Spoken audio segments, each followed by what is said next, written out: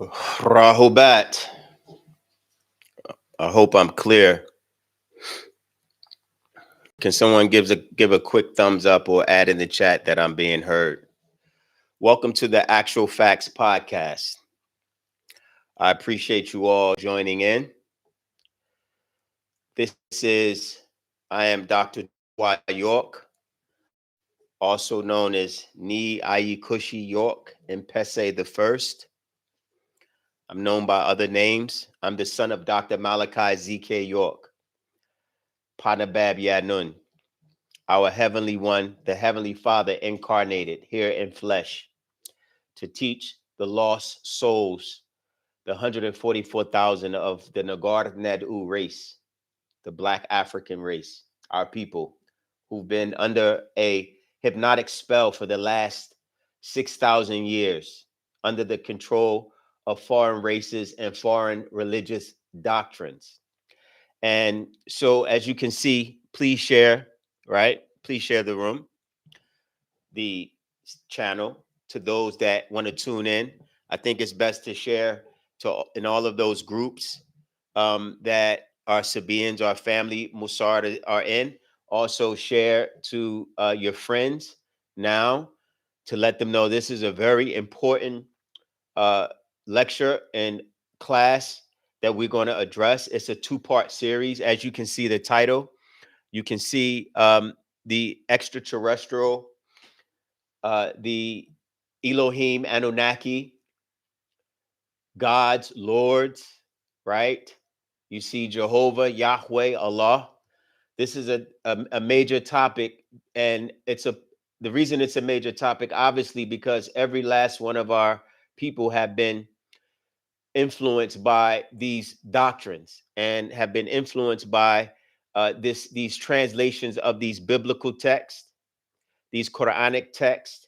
Most people have converted to these doctrines, and it's important that we make it clear because we have a job to do. Our Heavenly Father, His Excellency, Dr. Malachi Z.K. York, has incarnated on this planet to raise these souls and give them this hereafter doctrine.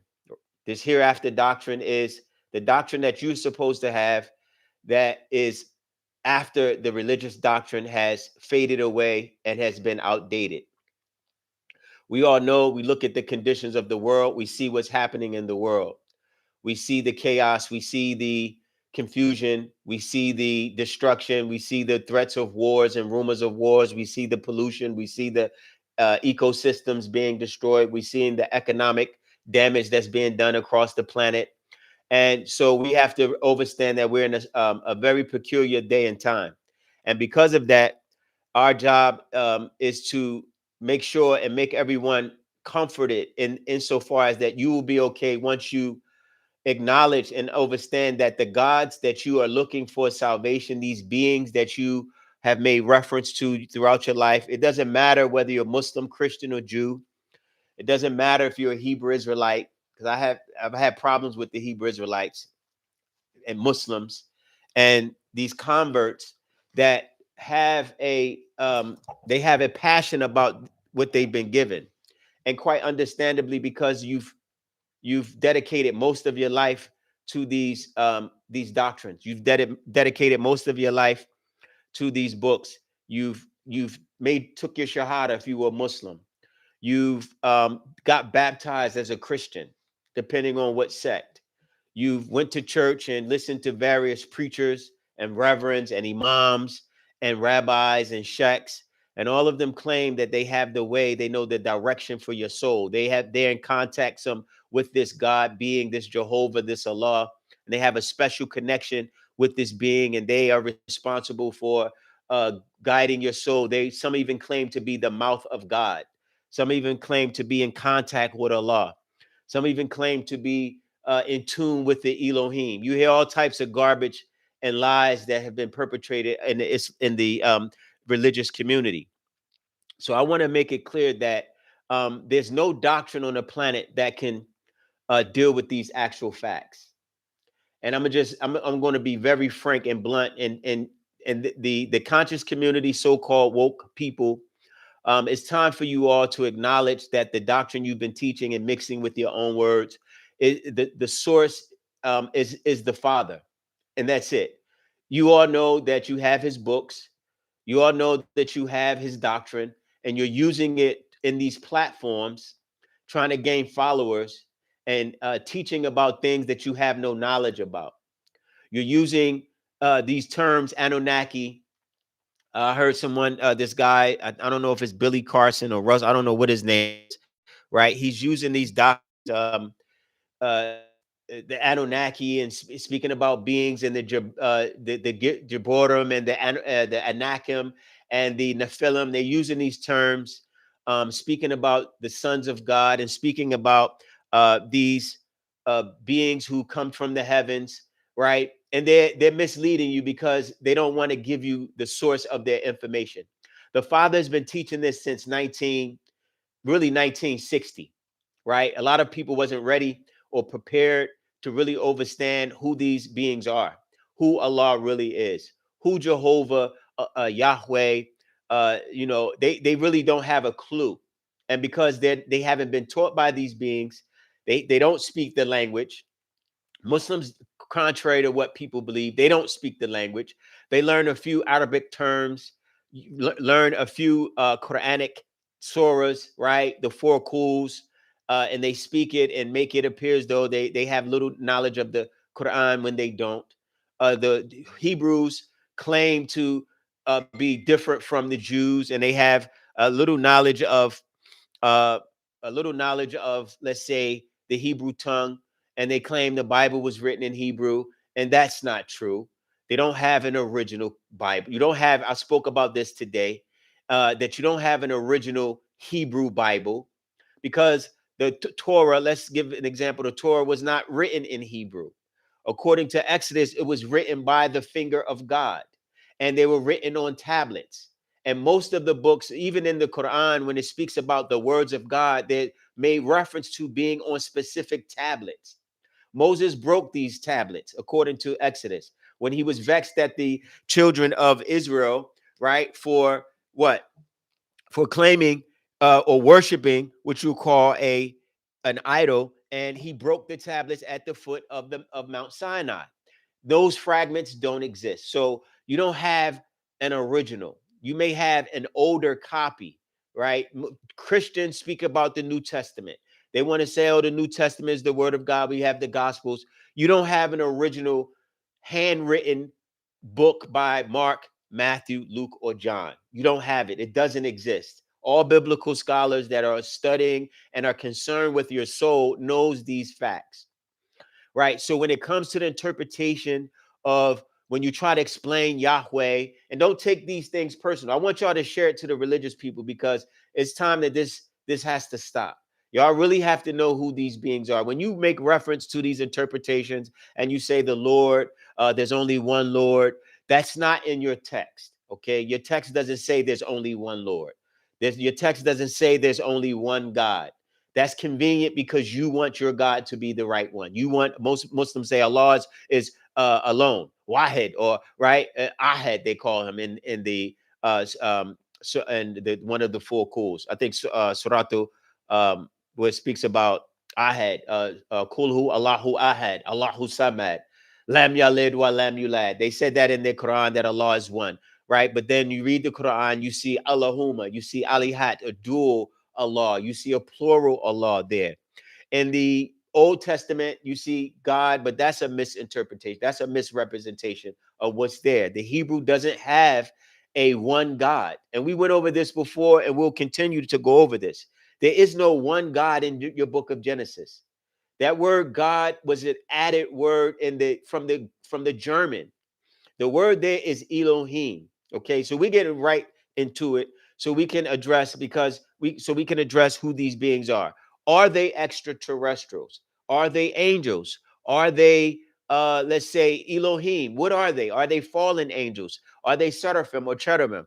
So all of these beings have to be classified specifically, and their characteristics has to be known and examined with actual facts. That's why we are here. Okay. So y'all need to eliminate listening to a bunch of religious so-called people who want your money and says God needs your donations. God needs your tithes. He needs your offerings. Muslims say give zakat and do these things for Allah, and right, this is not true. You don't need a God that needs things from you. You don't have anything yourself. Why would a God, the creator of the heavens and earth and all of resources, golds, diamonds, and platinum, and all of these things, need money from you? These are tricks and games they've been playing with your soul. So our father, His Excellency, again, Dr. Malachi Z.K. York, has written a series of books to address this misinformation, to correct and right the wrong. And so in this lecture, we're gonna go through several books that we're gonna make reference to, so you can be aware. And if you're interested, before the lecture, I would like for you all. I have a brush right here. Huh? Before the lecture, afterwards, I would like, if you want some information or would like the books, just email me. You can get those publications. But we're going to have several sources that we're going to quote from, right? But I'll give you a list of the books from Dr. Malachi Z.K. York that's available. One is Nibiru Facto Fiction, right? That's a book written about the Anunnaki. This was written in like 1997, 98, probably 96, around those years, where it was unheard of, pre-internet. No one knew about Nibiru. They talk about it. The Jews talk about it. The Christians talk about it in the book of Revelations 21. They speak about a crystal city. They don't know what it is. In their commentary, it speaks about this huge craft coming down from heaven, right? With gates of gold, and God himself will be there amongst his people. Literally in the Greek, it says that he will be amongst his people, right? He shall wipe away their tears and remove sorrow and pain. They don't know what this crystal city is, this abode. Is in the Greek as polis, right? Where you get the word metropolitan or metropolis, right? That word polis means city or town. This is a huge city coming down out of heaven, received in the book of Revelations from John, as they claim in that book. It describes this city.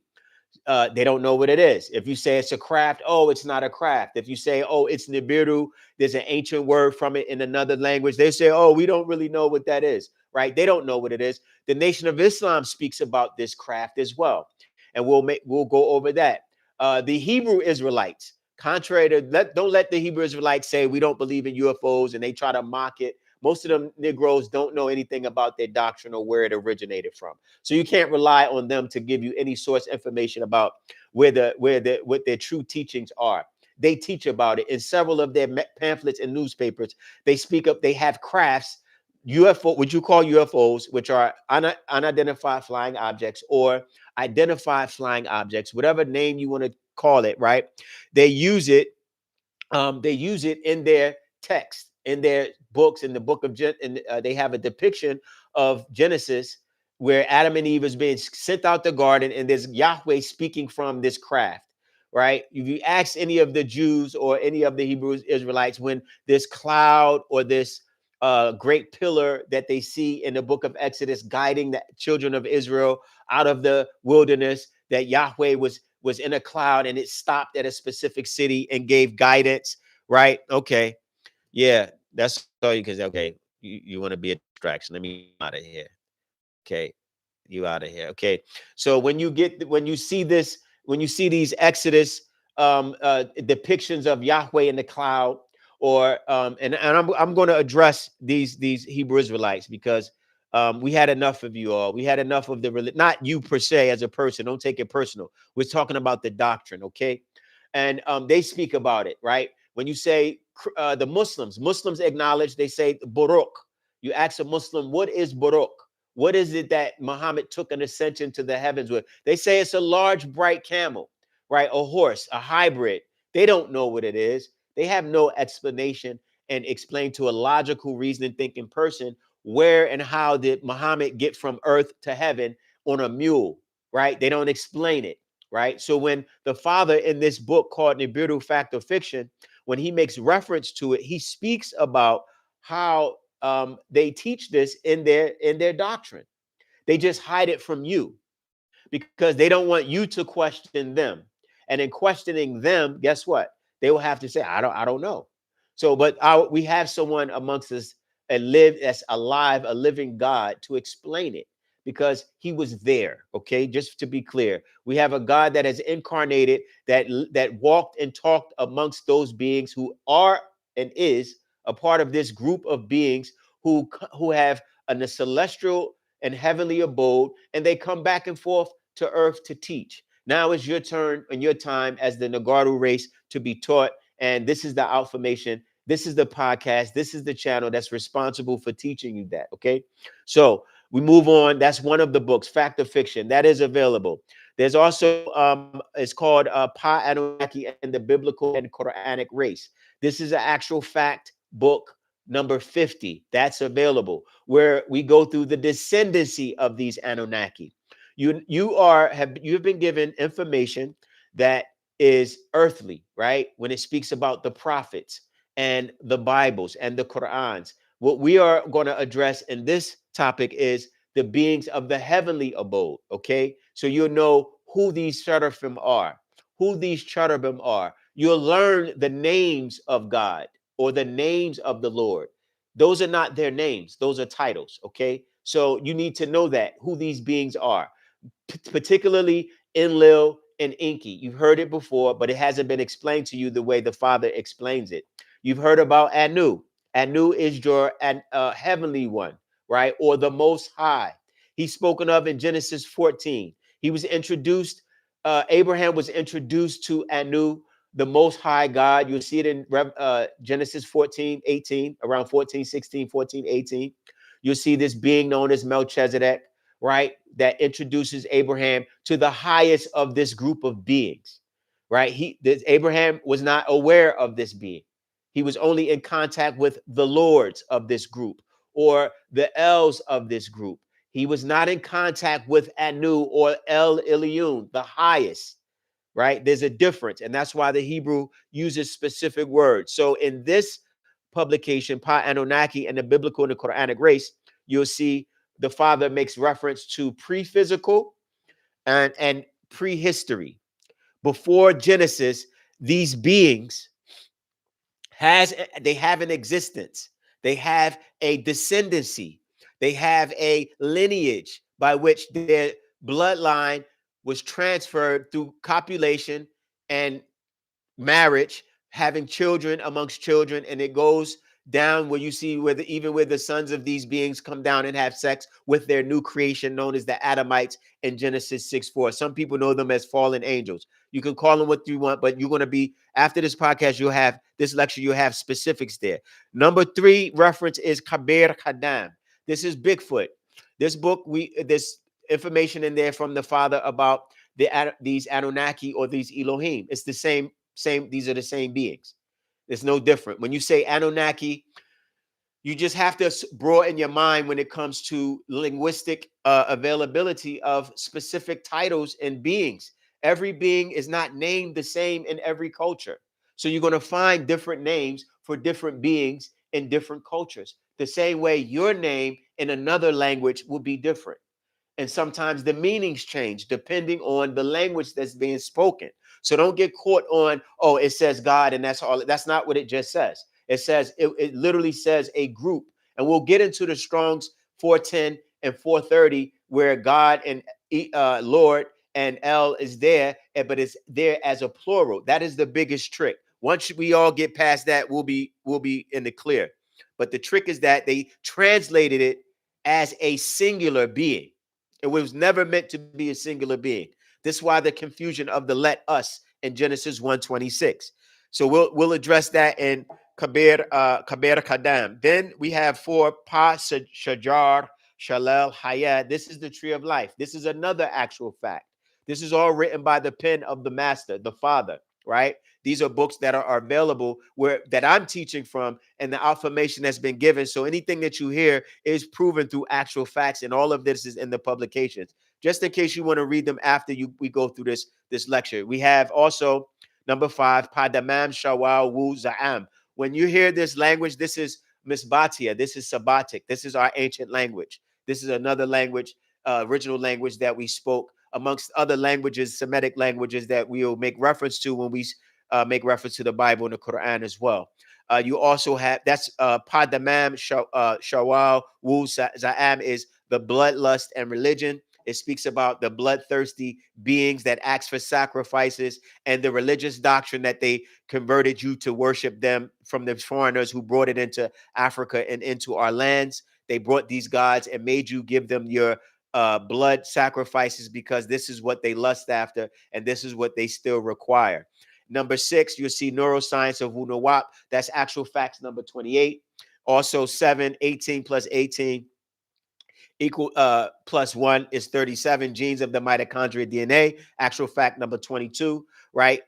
Actual fact number 8, not 8. This is it's number 32, but it's source 8. Pahasad, the harvest, will address these beings, these Anunnaki, Elohiym, and the harvest that you see in Joel chapter 3, verse 3. You'll also see it in Revelations chapter 6. You'll also see it in Revelations 19, where it speaks about the harvest of these beings and them coming back to the planet because the harvest is ripe. Remember that about this harvest. Thrust in thy sickle, right? You know why we're saying that, because these beings were involved with human sacrifice and eating of human beings as well. Cannibalism is throughout the book. Lamentations, it's in Jeremiah 9, it's in Deuteronomy. We'll cover that as much as we can.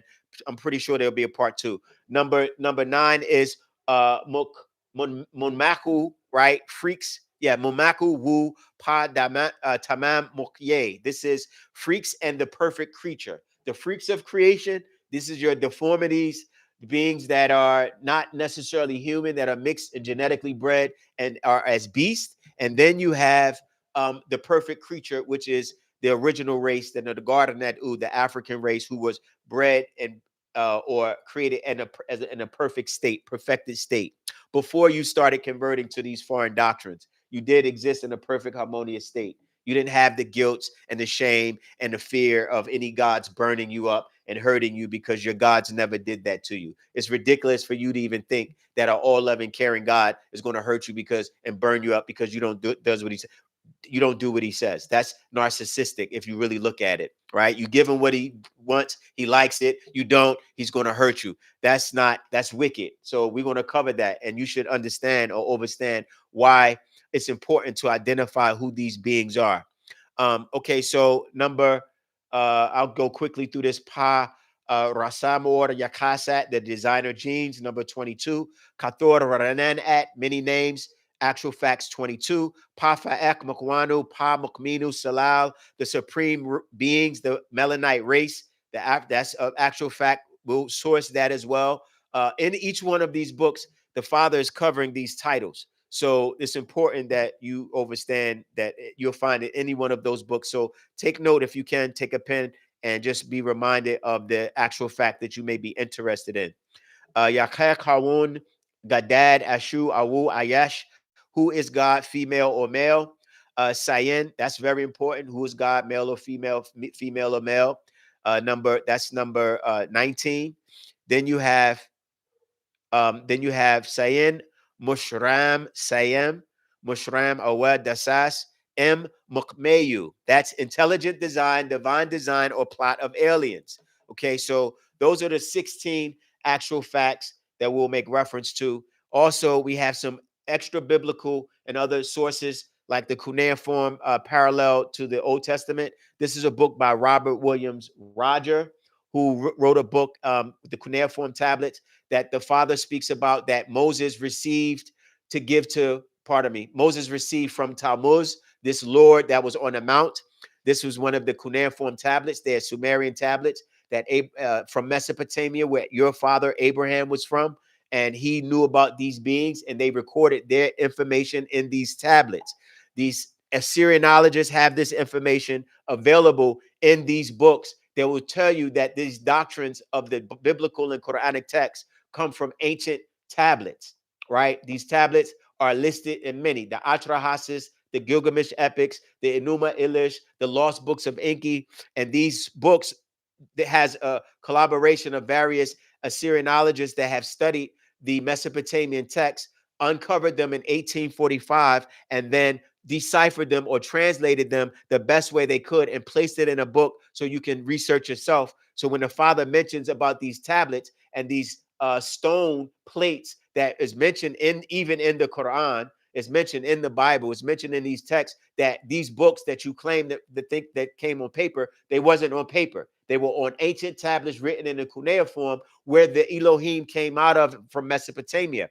And Abraham was a student of, or a priest. His father was a priest of these beings in the land of Ur. When you go to Ur of Chaldees, when you see this ziggurat there, you'll see a being by the name of Nanar. They have a temple there that they used to worship the Anunaki by the name of Nanar. Name is Sin, right? In the Bible, you see Sin in the Genesis as well. And so you'll see these different names of these beings throughout the text. So they hid their names. You just don't know who they are, but we'll express it. But after this, you'll be very clear. We're also going to use the Dictionary of Deities and Demons. This is a book by Carol, pardon me, Bob Becking. It's a book that's available as well. And also Adam in Ancient Mesopotamia Traditions.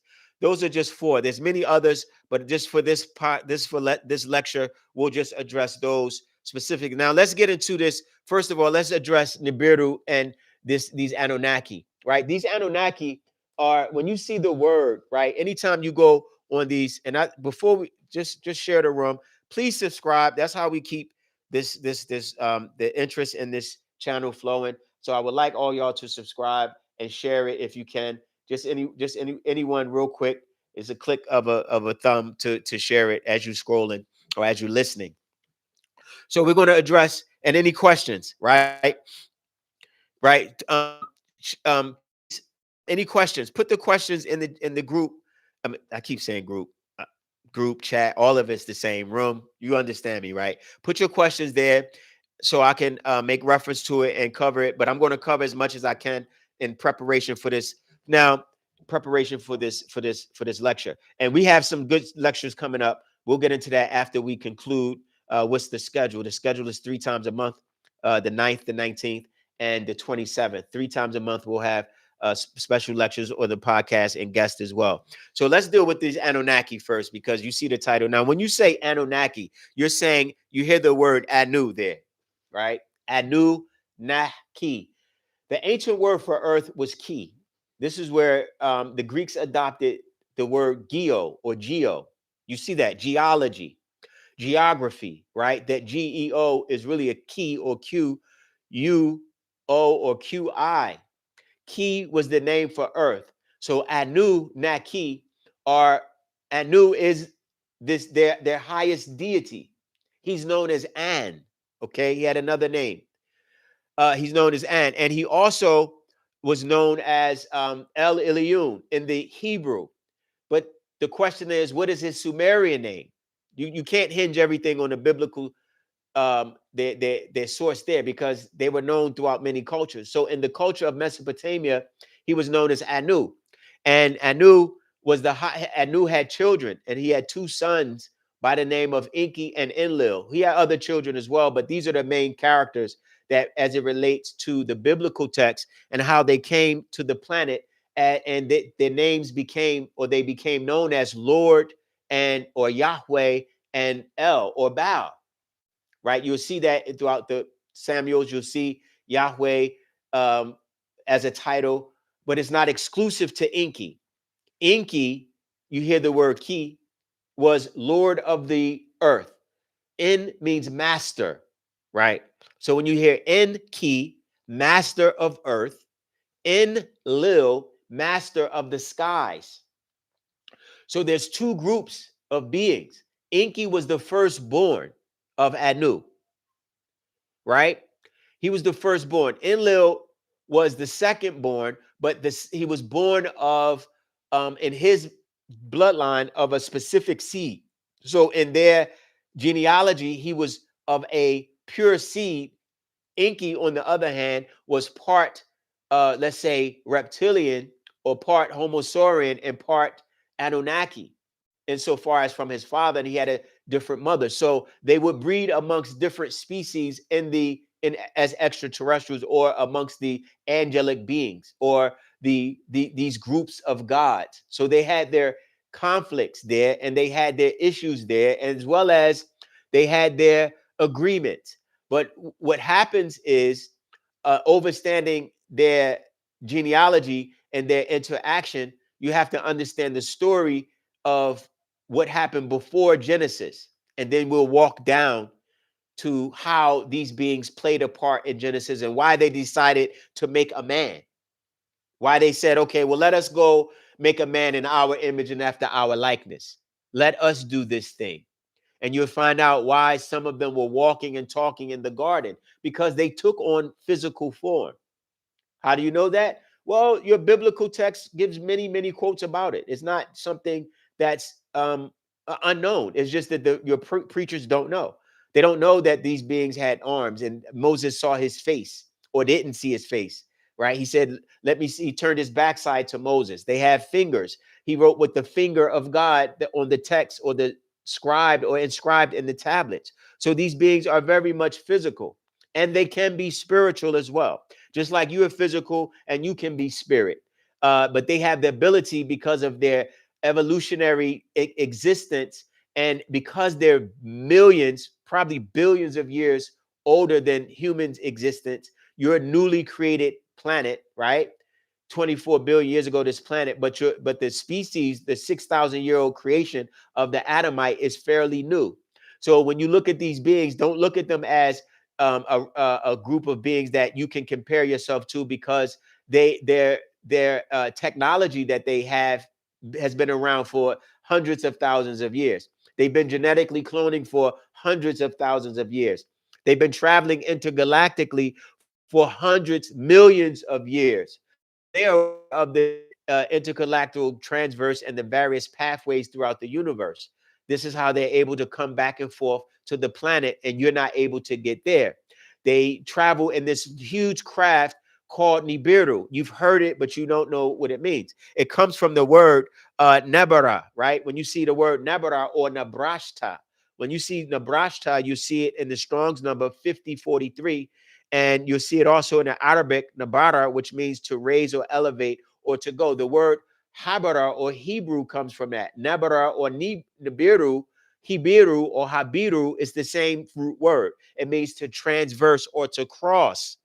Abraham transversed or crossed the Tigris Euphrates Valley. So he was called a Hebrew or Habiru.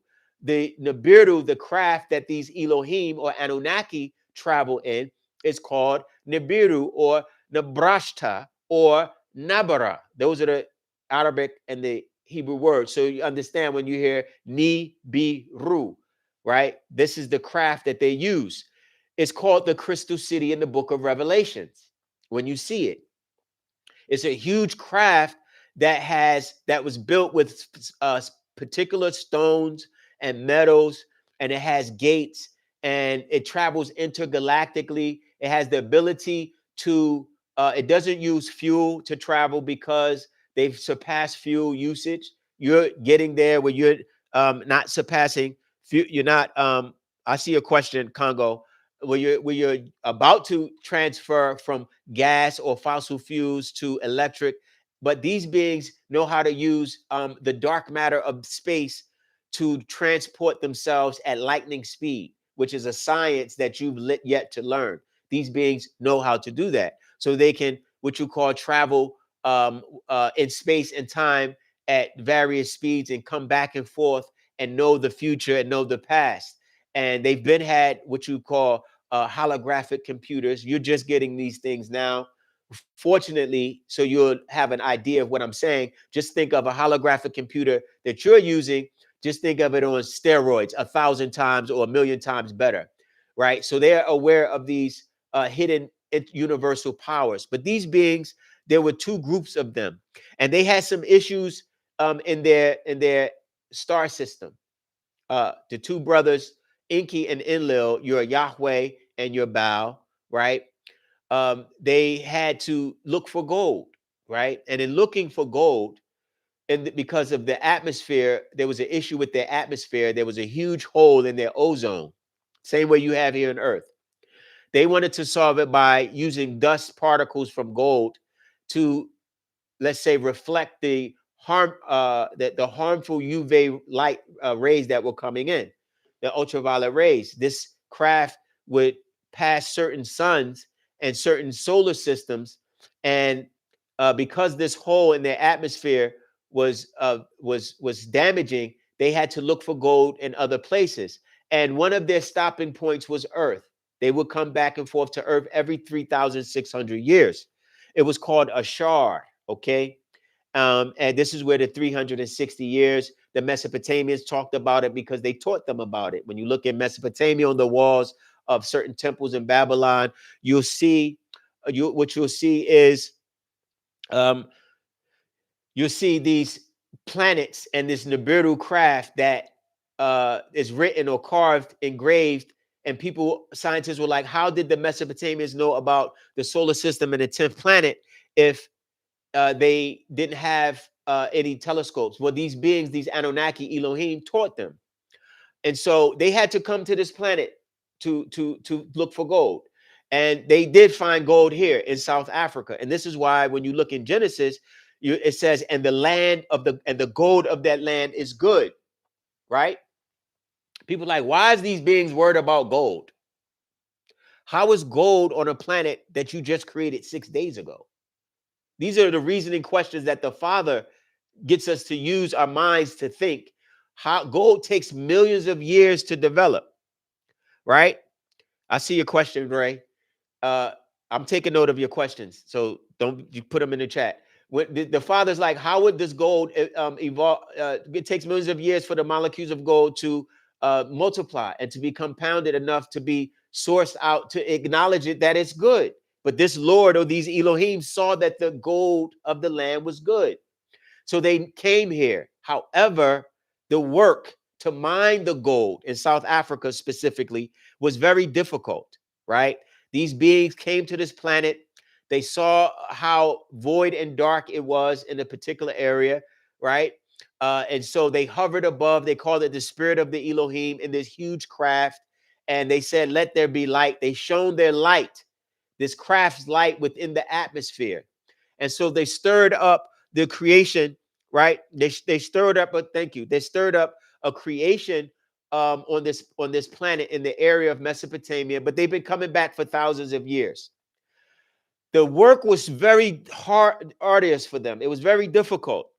They couldn't mine. They were getting complaints, right? They kept complaining. The other Anunnaki who were working in the mines began to complain to Enqi and began to complain to Enlil that the work was difficult. This is not in your Genesis text. This is in the older text.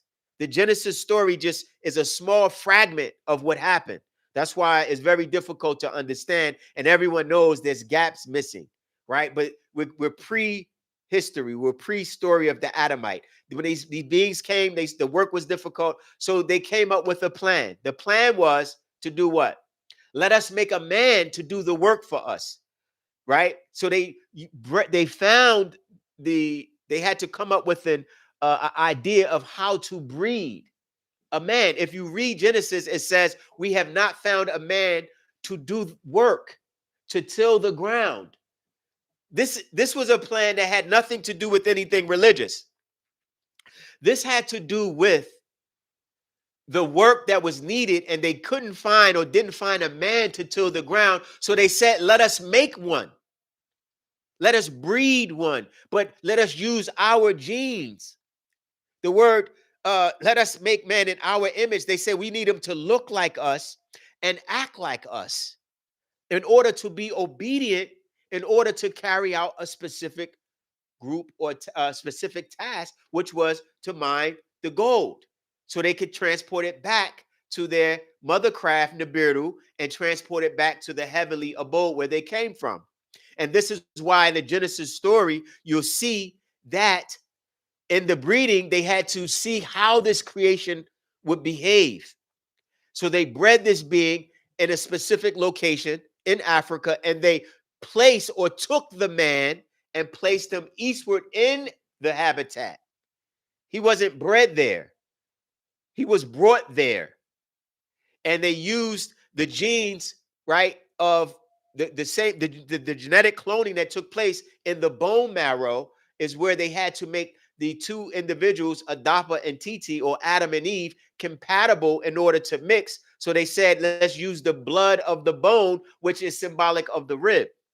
So this was all genetic. It had nothing to do with this God coming out bored. Like, picture the story. This Allah or Yahweh or Jehovah alone forever, mind you, in heaven, doing nothing for an eternity, and just decides, I'm going to make a man. Why? Or I'm going to make angels because I'm bored. It is not good for man to be alone. Okay. If you know it's not good for man to be alone, that's a confession that you were alone. If they say God was alone, if it's not good for man to be alone, was he alone or was he not alone? According to this religious dogma, they teach that God was alone. He created heaven and went inside. So was he inside of heaven before he made it, or was he outside of heaven before he created it? Which one? Think. If he created heaven, that means he was outside of heaven. That means he was somewhere in space doing nothing forever, thinking about creating a new creature that he would have to burn up because they would indulge in evil that he creates, right? Because now the new thing amongst the religious world is that Allah or God made evil and good, because they can't justify how the evil come on the planet. So they say he made both. Okay, fine. If he made both, why are you hurting your creation for something you created? And you knew, if you're all knowing, you knew that they were going to partake of the fruit. You knew they were going to partake of the evil. You knew they were going to be tricked or deceived. You allowed it to happen just so you can curse them and even repent for doing it. It doesn't make sense. Y'all have to give that stuff back, okay? Stop indulging listening to these people with these lies and thinking this Allah, this invisible being. It's all lies. This was a group of beings who had a genetic experiment that they were doing, and they needed to come to the planet, right? They're not draconians. They were involved with draconians. That's someone's asking a question about these Anunnaki. Let's shift back to who they are so we can be clear on who they are. They were shapeshifters. They could shapeshift. They can appear any form or fashion. That's something you will maybe learn to do if you elevate yourself enough, and if you're blessed to shapeshift. All it is the ability to dematerialize and shape, have conscious control of your genes, restructure your genetics and your cells, and form a particular form that you choose. These beings do that in order to sometimes habitat other planets. They may go to a planet and it's a specific species that they need to speak to or need to communicate with. So instead of coming in their form, they will change form and come as a man, as it says Gabriel did in the book of Daniel. He came as a man. So sometimes they will come as men. That's why it says that you should be mindful of who you entertain, because you may meet one of these beings. But that's just one species. We're only talking about one species right now, because it can be so vast in the conversation. I want to do lecture by lecture so we can walk this down the way the Father did it. So when you deal with these Anunnaki, Anu is the highest of all. He's Elohiym. He's the highest of these beings. Enqi and Enlil, one is Enlil, one was Yahweh. They were jealous of each other. Why? Because they began to fight over this new creation. How do you know it? Well, when you look at the book of Genesis, you'll see that Enlil, the Lord that was in the garden, right, who told them, don't touch of that tree of knowledge of good and evil, in Genesis 2:17, because in the day ye eat thereof, ye shall surely die. Okay. The Hebrew word there is yom, right? It literally means day, like the morning to evening. It has a specific Hebrew context. It's not like some symbolic or allegory where the Hebrew Israelites try to say, oh, it means 1,000 years, because a day unto the Lord is like 1,000 years, and 1,000 years is like a day. So they try to say, well, Adam did die that day. That's not what it says there. That's just a way they wiggle out of it to try to create a reason or excuse, because they can't explain it, because they don't want to accept that this being, this Enlil, lied to this new creation, because he didn't want them to be as gods. He didn't want these beings, this new created servant or slave, which was supposed to be just obedient, which is not. This is not your creation. Again, Black, African, Nagaru, our people that is listening, this is not your creation. Just step back for a second. Don't get caught up in this biblical. Yes, this is you're not Adam unless you're saying you were wicked and you were evil continuously. You're not that being. Okay, this is the Adamites. This is the Caucasoid race that was there.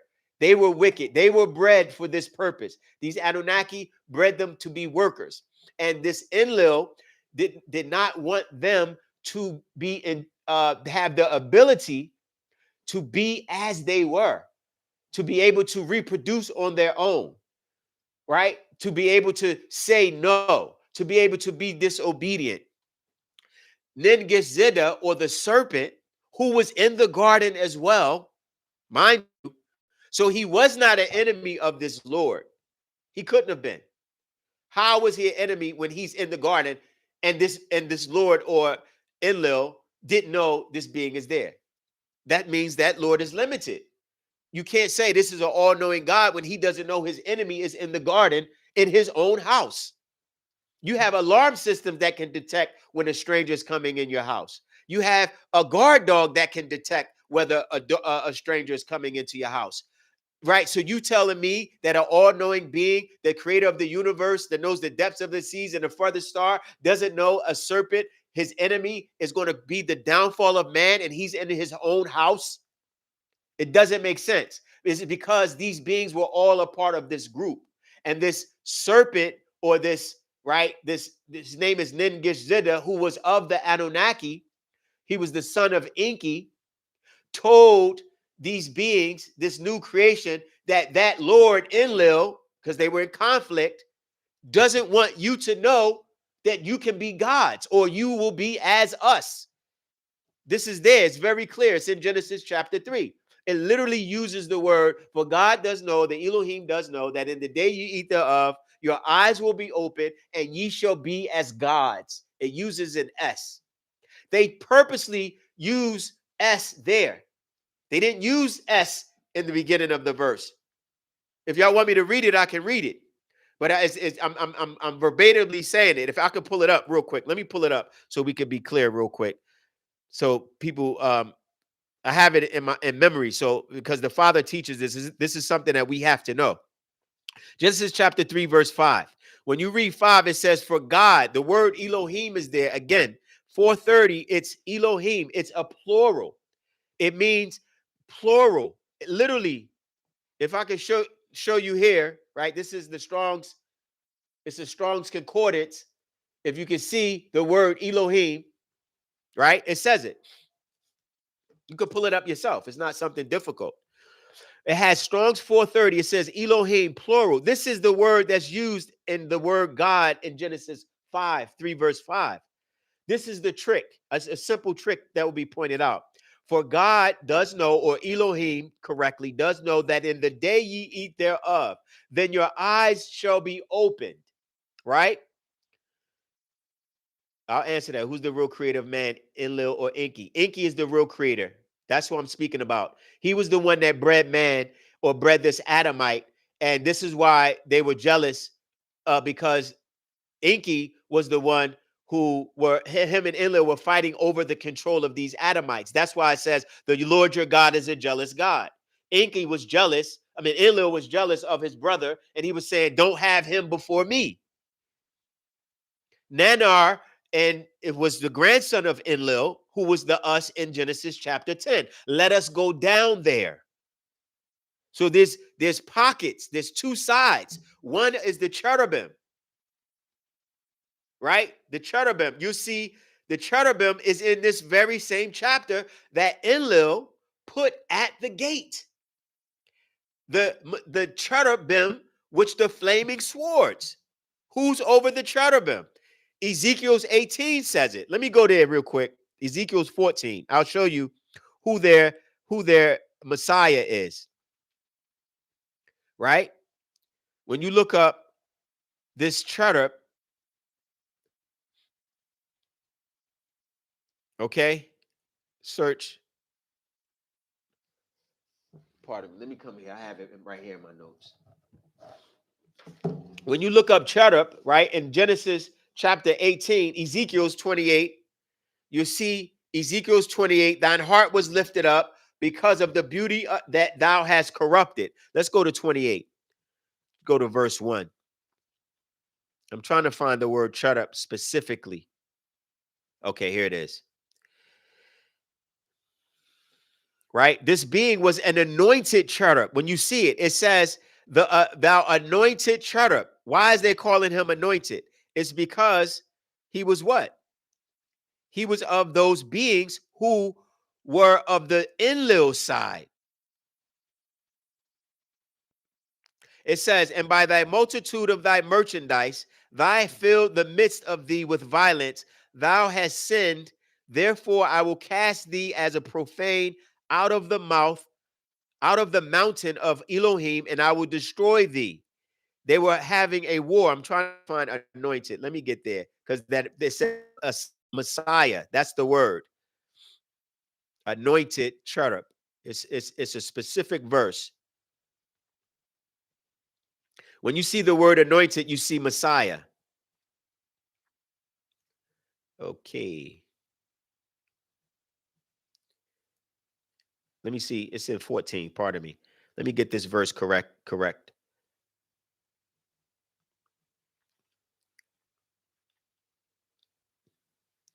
Okay.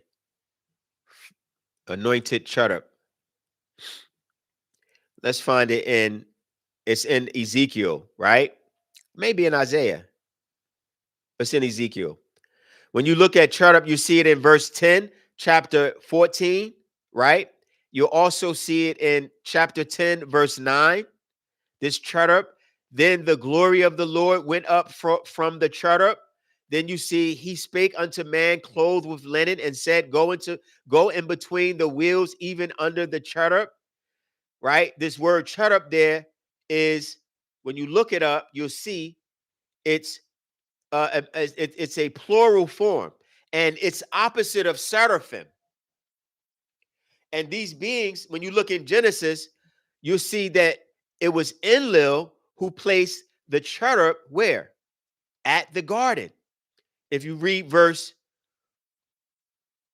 19, you go down to 20, right?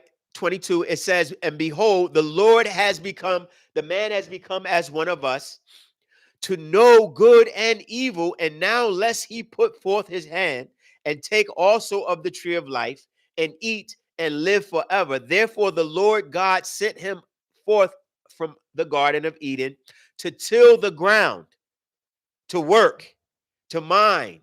So he drove out the man, 24, and placed at the east of the Garden of Eden cherubim. So this Lord, this Enlil, was over the cherubim.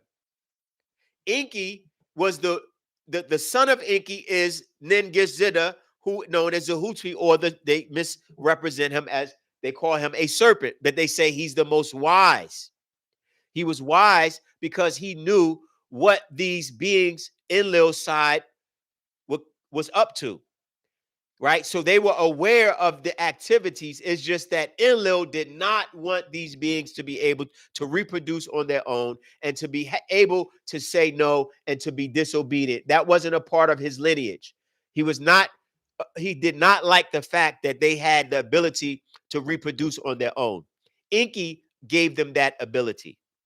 But in order to control this new race or this new group or created beings, because of their wickedness that took place from the breeding of these evil gods that came down in Genesis chapter 6. When you read 6, I think we went over this before, but we can go over it.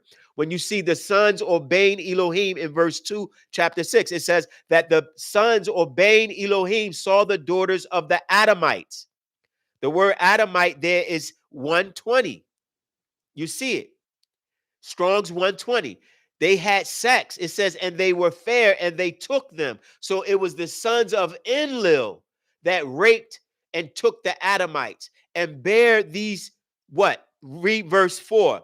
There were giants in the earth in those days. And also after that, when the sons of God, Bain Elohiym, came in unto the daughters of men, they bare children. And the same became mighty men. These are your Gebordim, the fallen ones. So these Enlil side cherubim. Enqi side, the seraphim. Cherubim are the evil reptilian flesh eaters whose grandson was Nanar. Enlil's grandson was Nanar, or Sin, who was responsible for the sacrifice. He was requesting the sacrifice. This is why he went to, this was Nanar that went to, who did he go to? He went to Cain and Abel to see who would give them the best of their offering because they wanted the flesh and blood. And this is something that has to be reiterated. Why would he choose a flesh and blood offering over a salad? I said this in episode 2. I said it in episode 3. Now I'm saying it again in episode 4. He went to Cain and Abel and asked Cain and Abel to show who was more worthy and who gave the best sacrifice. It was Abel. But I thought it said the fruit shall be your meat. How is it that Abel are hurting animals if they wasn't supposed to eat meat? It was because it was for these lords. Enlil's side, when you look at Nanar, his name is Shatah. When you see his name in the Hebrew, right? When you see the name Shatah in the Hebrew, Strong's number 2403, it means sin. It means punishment. It means sacrifice. That was Nanar, the god of fire. This is the one that you had to bring the sacrifice to. And this is why he asked Cain, when Cain was upset that Abel's offering was what? Was respected. Why was Abel's offering respected? Because it was flesh and blood. Period. The same way the Levitical priests had to give these beings this flesh and blood offering, because the Levitical law was to keep these Adamites or these new creation in check, because they became evil and wicked from Enlil's seed mixing in, who you call the fallen. This is why the bloodline of the Anunaki exists within the Adamites today. The behavior of eating raw flesh exists within the Adamites today. But these religious doctrines are not going to tell you they know about Nibiru. Like even the Honorable Elijah Muhammad taught about Nibiru and the Anunnaki in the Message to the Black Man on page 26 and 25. He said, let me quote him so you know that it's not anything new. It said, there is a will in the sky today, which very much well answers the description of Ezekiel's vision. This will corresponds in a way with the sphere called the universe, right? The great will, which many of us see in the sky today, is not so much a will as one may think in such terms, but rather a place made like a will. He says it's a place. This is where you're in your descriptions, where you see a wheel within a wheel. And they saw this Ezekiel's wheel taken up. These are crafts. These are how these beings travel. When you see Elijah was taken up in a whirlwind, these are crafts. A whirlwind is created by the circular motion of these crafts. So they say Elijah was taken up. They say Enoch walked and God took him. Took him where? Why don't the preachers tell you where he was taken? Did he just float in the sky? Did he just fly up like a bird? They give him wings? No. These beings are highly intelligent. And in their intelligence, they're able to travel intergalactically. The Honorable Elijah Muhammad taught that. The Hebrew Israelites, all my Hebrew Israelite brothers, share this room. All my Hebrew Israelite brothers and sisters, y'all try to mock Sabaeans, you try to mock our doctrine. Yes, but not necessarily six ether all the time. Not necessarily. I'll see your questions. I'll get to them. The Anunnaki, they work on lower forces, yes, because they do tap into you as the blood, but it's the fallen ones that were cast down, right? It was 200 fallen. Remember, in the book of Enoch, it speaks about the 200 fallen that was cast down because they didn't inform the heavenly ones. They didn't inform Anu. They didn't inform the Igigi that these sons of Enlil was having sex with the Adamites. Because they wasn't supposed to do that. They was looking down and saw them. That's why it says in Genesis 6, it says they saw the Adamites. They said, wow, look at this creation. So they went and started having sex. The book of Enoch is explicit Read it. It's explicit in its details. It gives the list of the 200 fallen, right? It shows in verse, I think, chapter 10, how they were engaging in sex, how they were teaching them enchantments, how they were teaching them witchcraft and this six ether spell binding white magic that was cast on you all, Africans, the religious world, the diaspora, wherever you are around the planet. I'm not getting into whether you're indigenous or African. That's another lecture, right? Wherever you are on the planet, the moment you converted to their doctrines, then they placed a spell on you because they made you believe that these gods were good. Yeah, I'll get you, young blood. They made you think that these gods were good. They made you believe or accept that these beings were perfect and was all good, but that's not what it says. The question I typically ask, and you can ask any religious person this, common sense. Let's use common sense. If people say, look out for the devil, look out for the evil one. This is what they teach you in religion. If the devil was to come to this planet, to come deceive the world, as they say, right? How would the devil come to the planet in order to deceive the entire world? Any intelligent person knows that a con man or deceiver does not come showing themselves. They come as someone that you don't recognize. In fact, they won't even come as someone you don't recognize. They're going to come as a being that you at least expect to be the deceiver, that you at least expect to be a devil, that you at least expect the last being in the existence that you would expect to be representing evil or coming to trick you or hurt you or harm you, right? Who? Who is the being that everyone thinks on the planet it cares about them? God. So how would the devil trick the world? He would come as a god.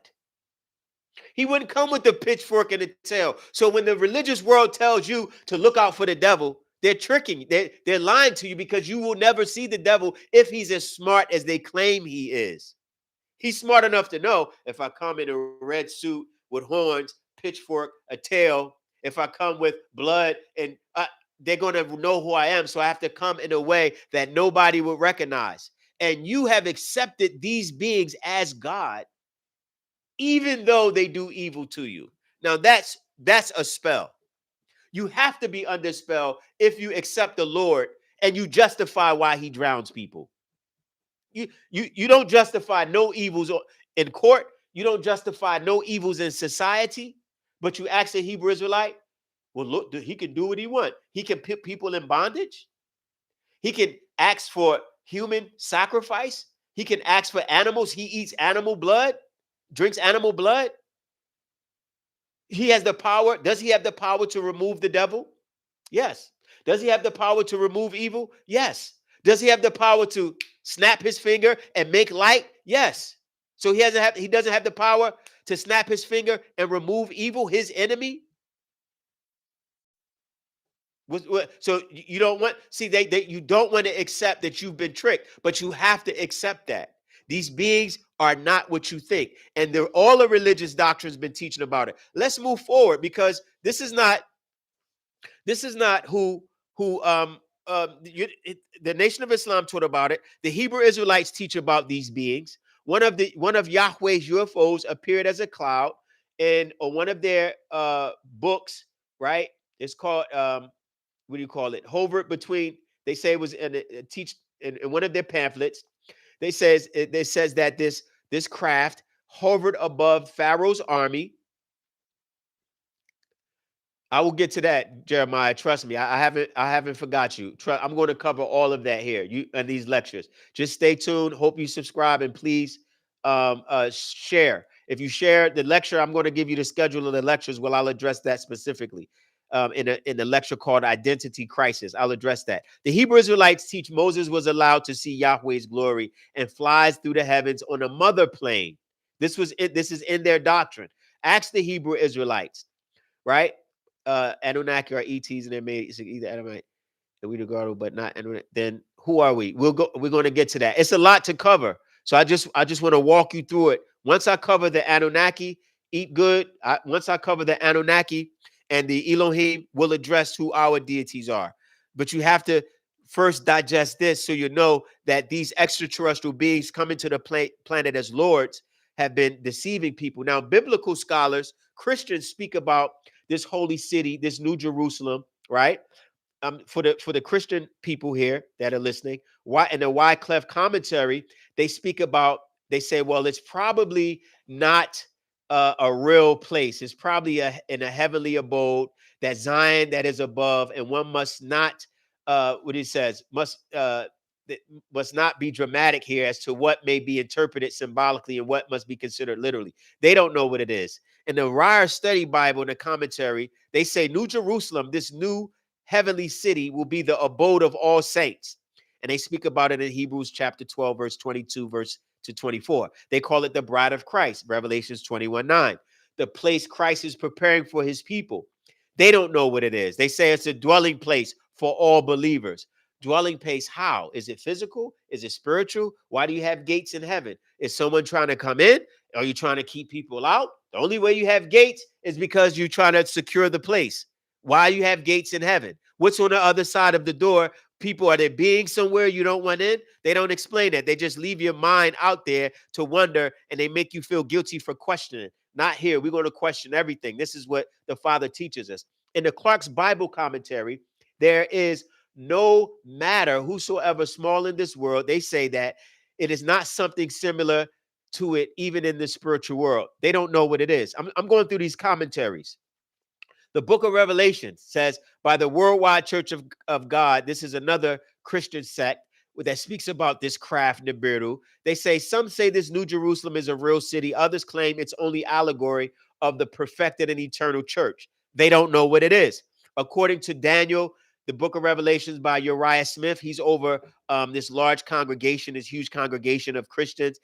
That speaks about this crystal city, Nibiru. Says, if we take it on its natural and obvious significance and look up the city as the prophet evidently intended, as a literal and tangible abode, our glorious inheritance, the beauties of it, he goes into a blase blah. They don't know what it is, basically. So, in other words, this craft, this huge, what do you call, crystal city is unknown. Now, in the book of Ezekiel, when you read the book of Ezekiel, right, Ezekiel's vision, you'll see Ezekiel's vision speaks about the same craft, right? In Ezekiel's chapter 40, verse 2, verse 3. And it speaks about New Jerusalem in book 40, a measuring a reed 6 cubits. It gives its measurement and its length, right? Similar to book of Revelations, verse 10, chapter 21, to a great and high mountain, show me that great city, the holy Jerusalem, and it gives its description and its characteristics, how it looks. They basically have no explanation to what it is. Now, to make it clear, when I mentioned Enoch walked with these beings. Did he walk with these Anunnaki? You see it in Genesis chapter 5, verse 24. It says, when you see it, the word walk there, just to be clear, is not allegoric. A lot of people say it's allegorical. Stop using this allegorical because you learned a new word and you try to justify things that you don't know. Just say you don't know. It's okay. Stop trying to make up things to mislead people because your ego is involved. You don't know because you didn't study it, right? When you say, okay, thank you, I appreciate you all. When you read the word halak or haulak in the Strong's number 1980, you'll see that it says Enoch walked with these beings. This is the same word used in Genesis chapter 3 where it says, and the Lord walked. This is a physical act. It's used 156 times with the same term, walk, to come by, to come along. It's a physical thing. So it says Enoch walked with these beings and they took him. They took him to the craft. These crafts exist. They're going to take, this is the whole rapture thing that they claim. So he was taken. The word taken is loak. Okay? It means to get, to fetch. When they say they took Adam and put him in the garden, the same thing happened with Enoch. He was taken to the heavens. Okay? So again, these beings are physical. There's a race of them. and we're going to get into the descendancy so you'll see how you understand the story, right? Are we clear? Because I've been saying a lot. I just want to cover how these beings were able, right, to while they came to the planet before Genesis. They came to the planet for that specific breeding. And there was several other extraterrestrials involved as well, right? When you see when you see other species, when we talk about the Raphaim, when we talk about the Pleiadian beings, when we talk about the beings our ancestors of this star systems, our ancestors are from, Orion and Sirius, we'll talk about them. There's other beings in Regal and Betelgeuse. There's other beings in Arcturus. There's other beings in the Taurus star system, Sirius A, B, and C, which one collapsed. We'll cover this. We're covering this extraterrestrial species, and we're trying to do it in a way that is clear. I don't want to sound confused. I'm not a religious person, so I'm not going to try to confuse your mind just because we want something out of you. Those days are over with. Don't be tricked. Unsubscribe from those they don't need your support or your mind anyway because they're tainting it. Let's get to the Quran so we can see if Allah, which Muslims they don't get a pass either because they've been lying and enslaving people in the name of their God too, and they call this being Allah. They say Allah is the highest. He's the Akbar, right? What is Akbar? He's the greatest. Greatest of what? Are there other beings? In order for you to be great, in order for you to be the fastest, in order for you to be the biggest, in order for you to be the most anything, you have to compare yourself to other beings.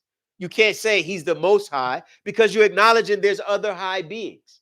And that's the Anunaki, the hierarchy that exists with these beings. Anu, Enqi, Enlil, Nanar, Ninherta, the females, Ninlil, Ningao. You have Ishtar, you have Tammuz. You see all of these names, but you just don't know that they were hidden when they went into these biblical and Quranic texts.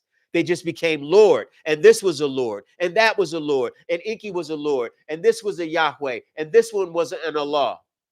So everyone is confused because they don't want to address the language. And this is what the Father taught us to do. And it's our job to get it to you. So when you look in their Quran, it shows that Allah is a male, a male gender.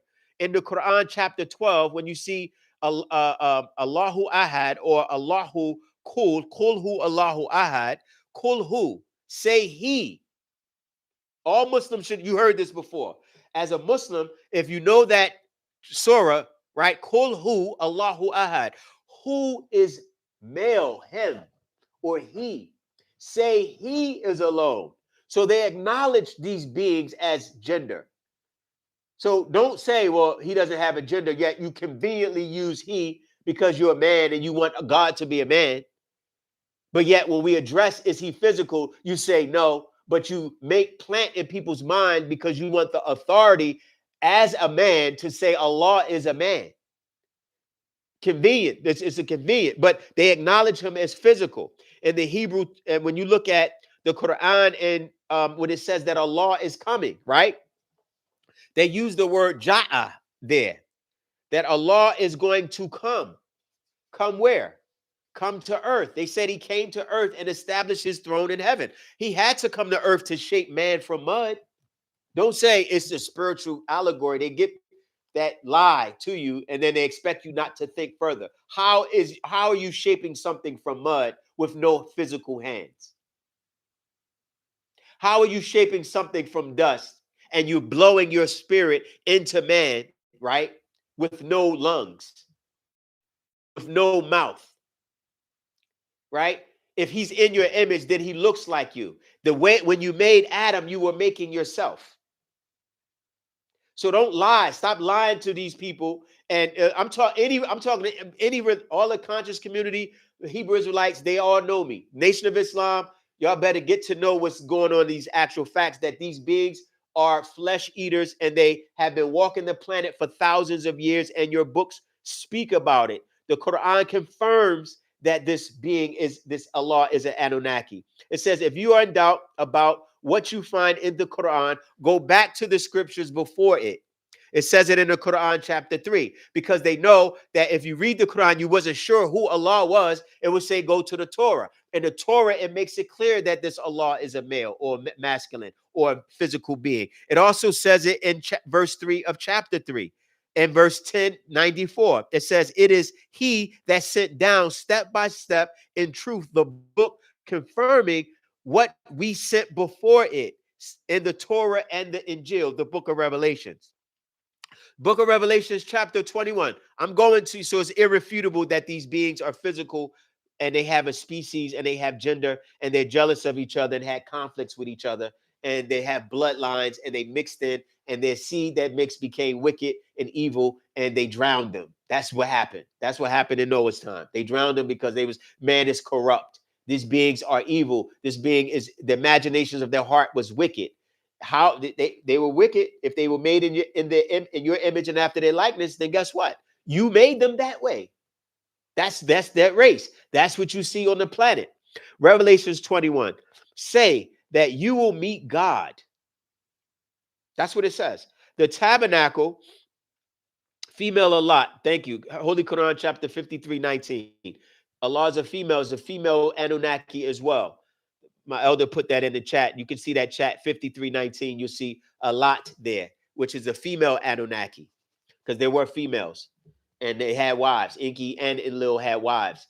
One of the sons, that's how they had sons, right? Tammuz, you see Tammuz, which was the son of Ishtar, the grandson of Enlil. You'll see him in Ezekiel's chapter 18. When you read the Quran, it shows that Allah sits on the throne, because they say these Anunnaki sit. Their throne, they say, is an arsh, right? Or a seat. Kursi, pardon me. Kursi is seat. Arsh is throne.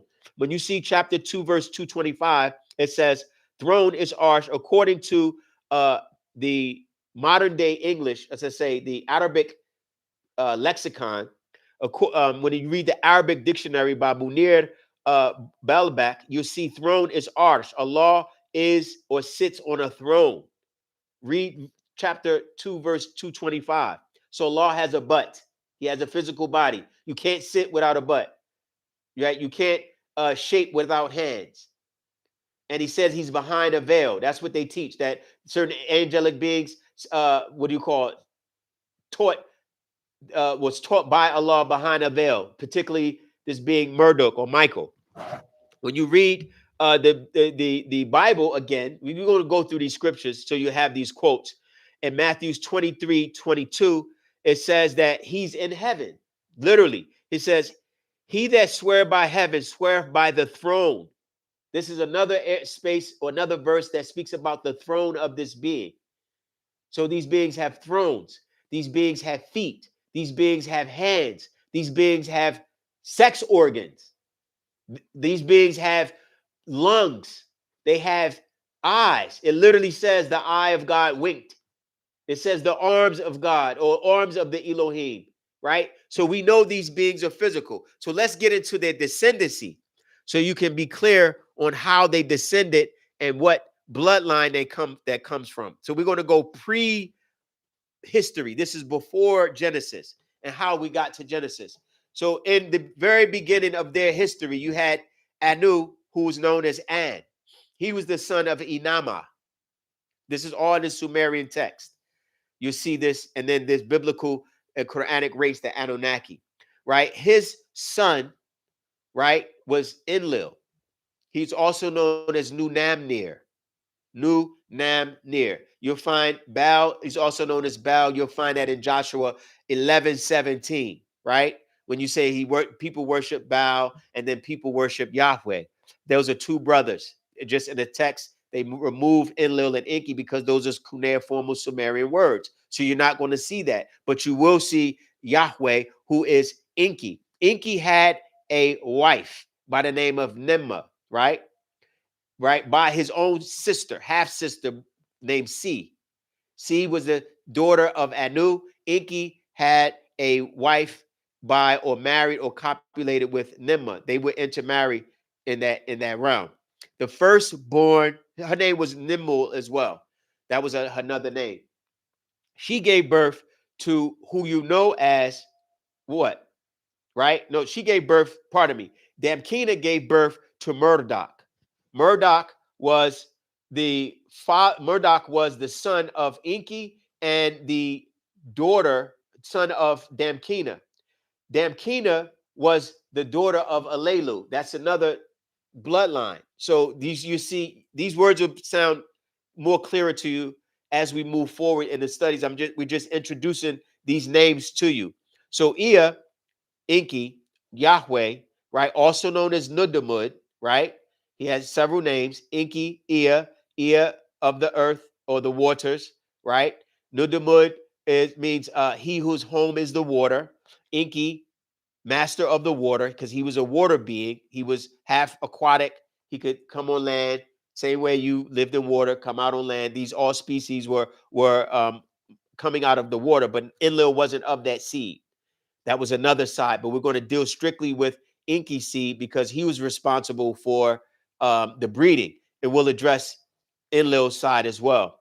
But Enqi had several wives. One wife was the name of Damkina, right? He had also a mate by the name of Dutor. So these are Enqi's wives, the first son of Anu. Elohiym is Anu, Enqi is Yahweh. He has a wife named Dutor. He has also a wife named, a consort named Heset. Heset was an Egyptian woman. She was of the Negroid race, right? She was an African. He had, oh, that was one of his wives. So one of the Anunaki, which landed in Mesopotamia, came into Africa and had a son by this woman, Heset. The same way Abraham, coming from Ur of Chaldees, came into Africa and had a son by who? Hagar. So this is how the seeds would intermingle. People were like, well, how did the Anunnaki, the gods of Genesis, involve themselves with Egypt? This is why you see this intermingling amongst the seeds in these particular books, because they knew somehow the bloodline of the Anunnaki. We got Nimrod going over there. You had Enki, you had Abraham coming over. They were mixing in with African seeds, right? So Ishmael was born from Hagar. Isaac, right, was born from Sarah, from Abraham having who?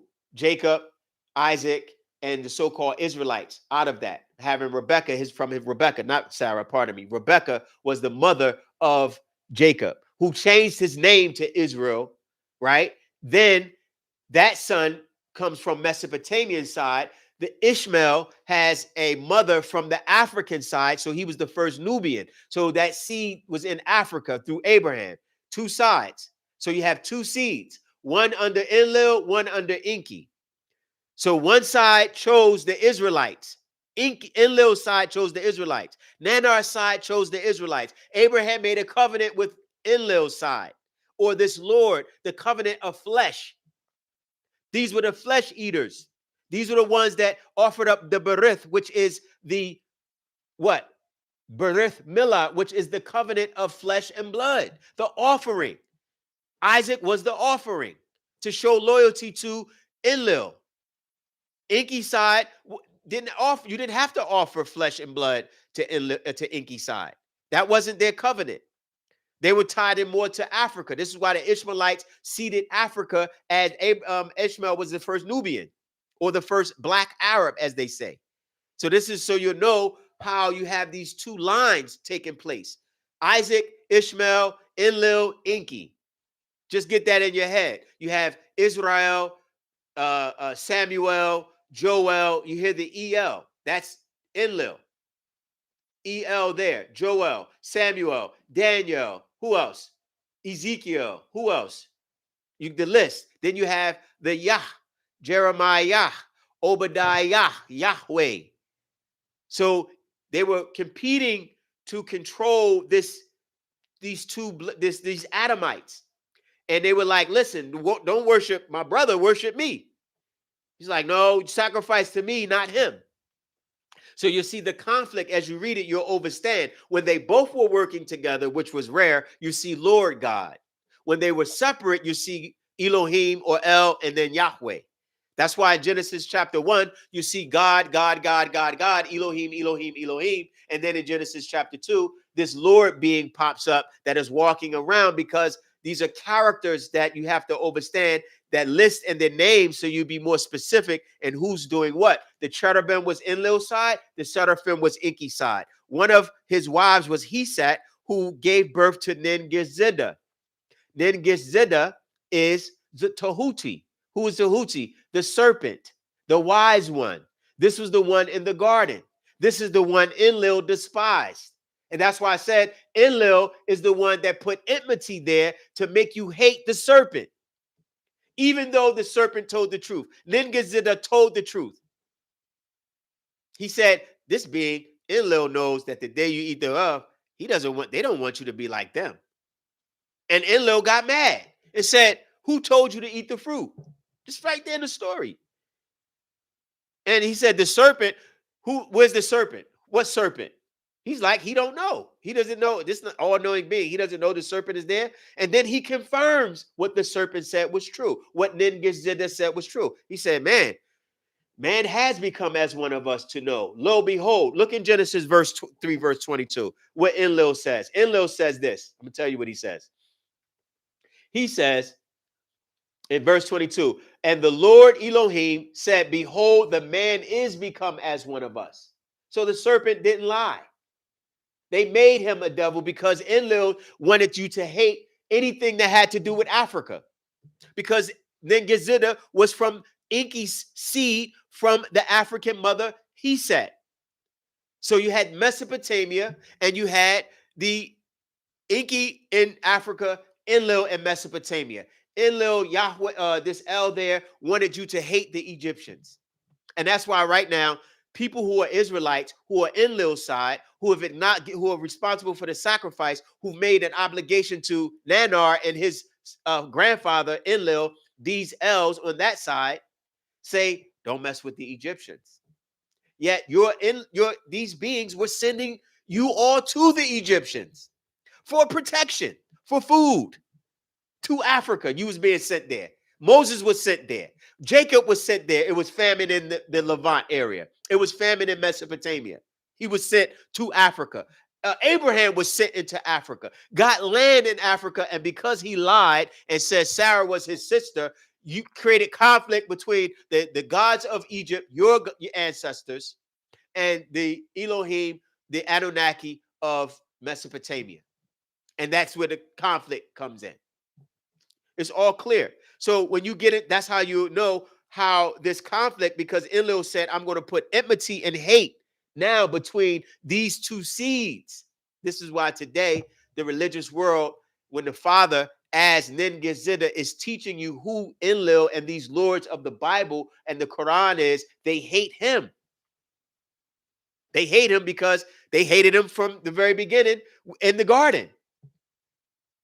But they don't tell you why the serpent is used as a symbol of protection.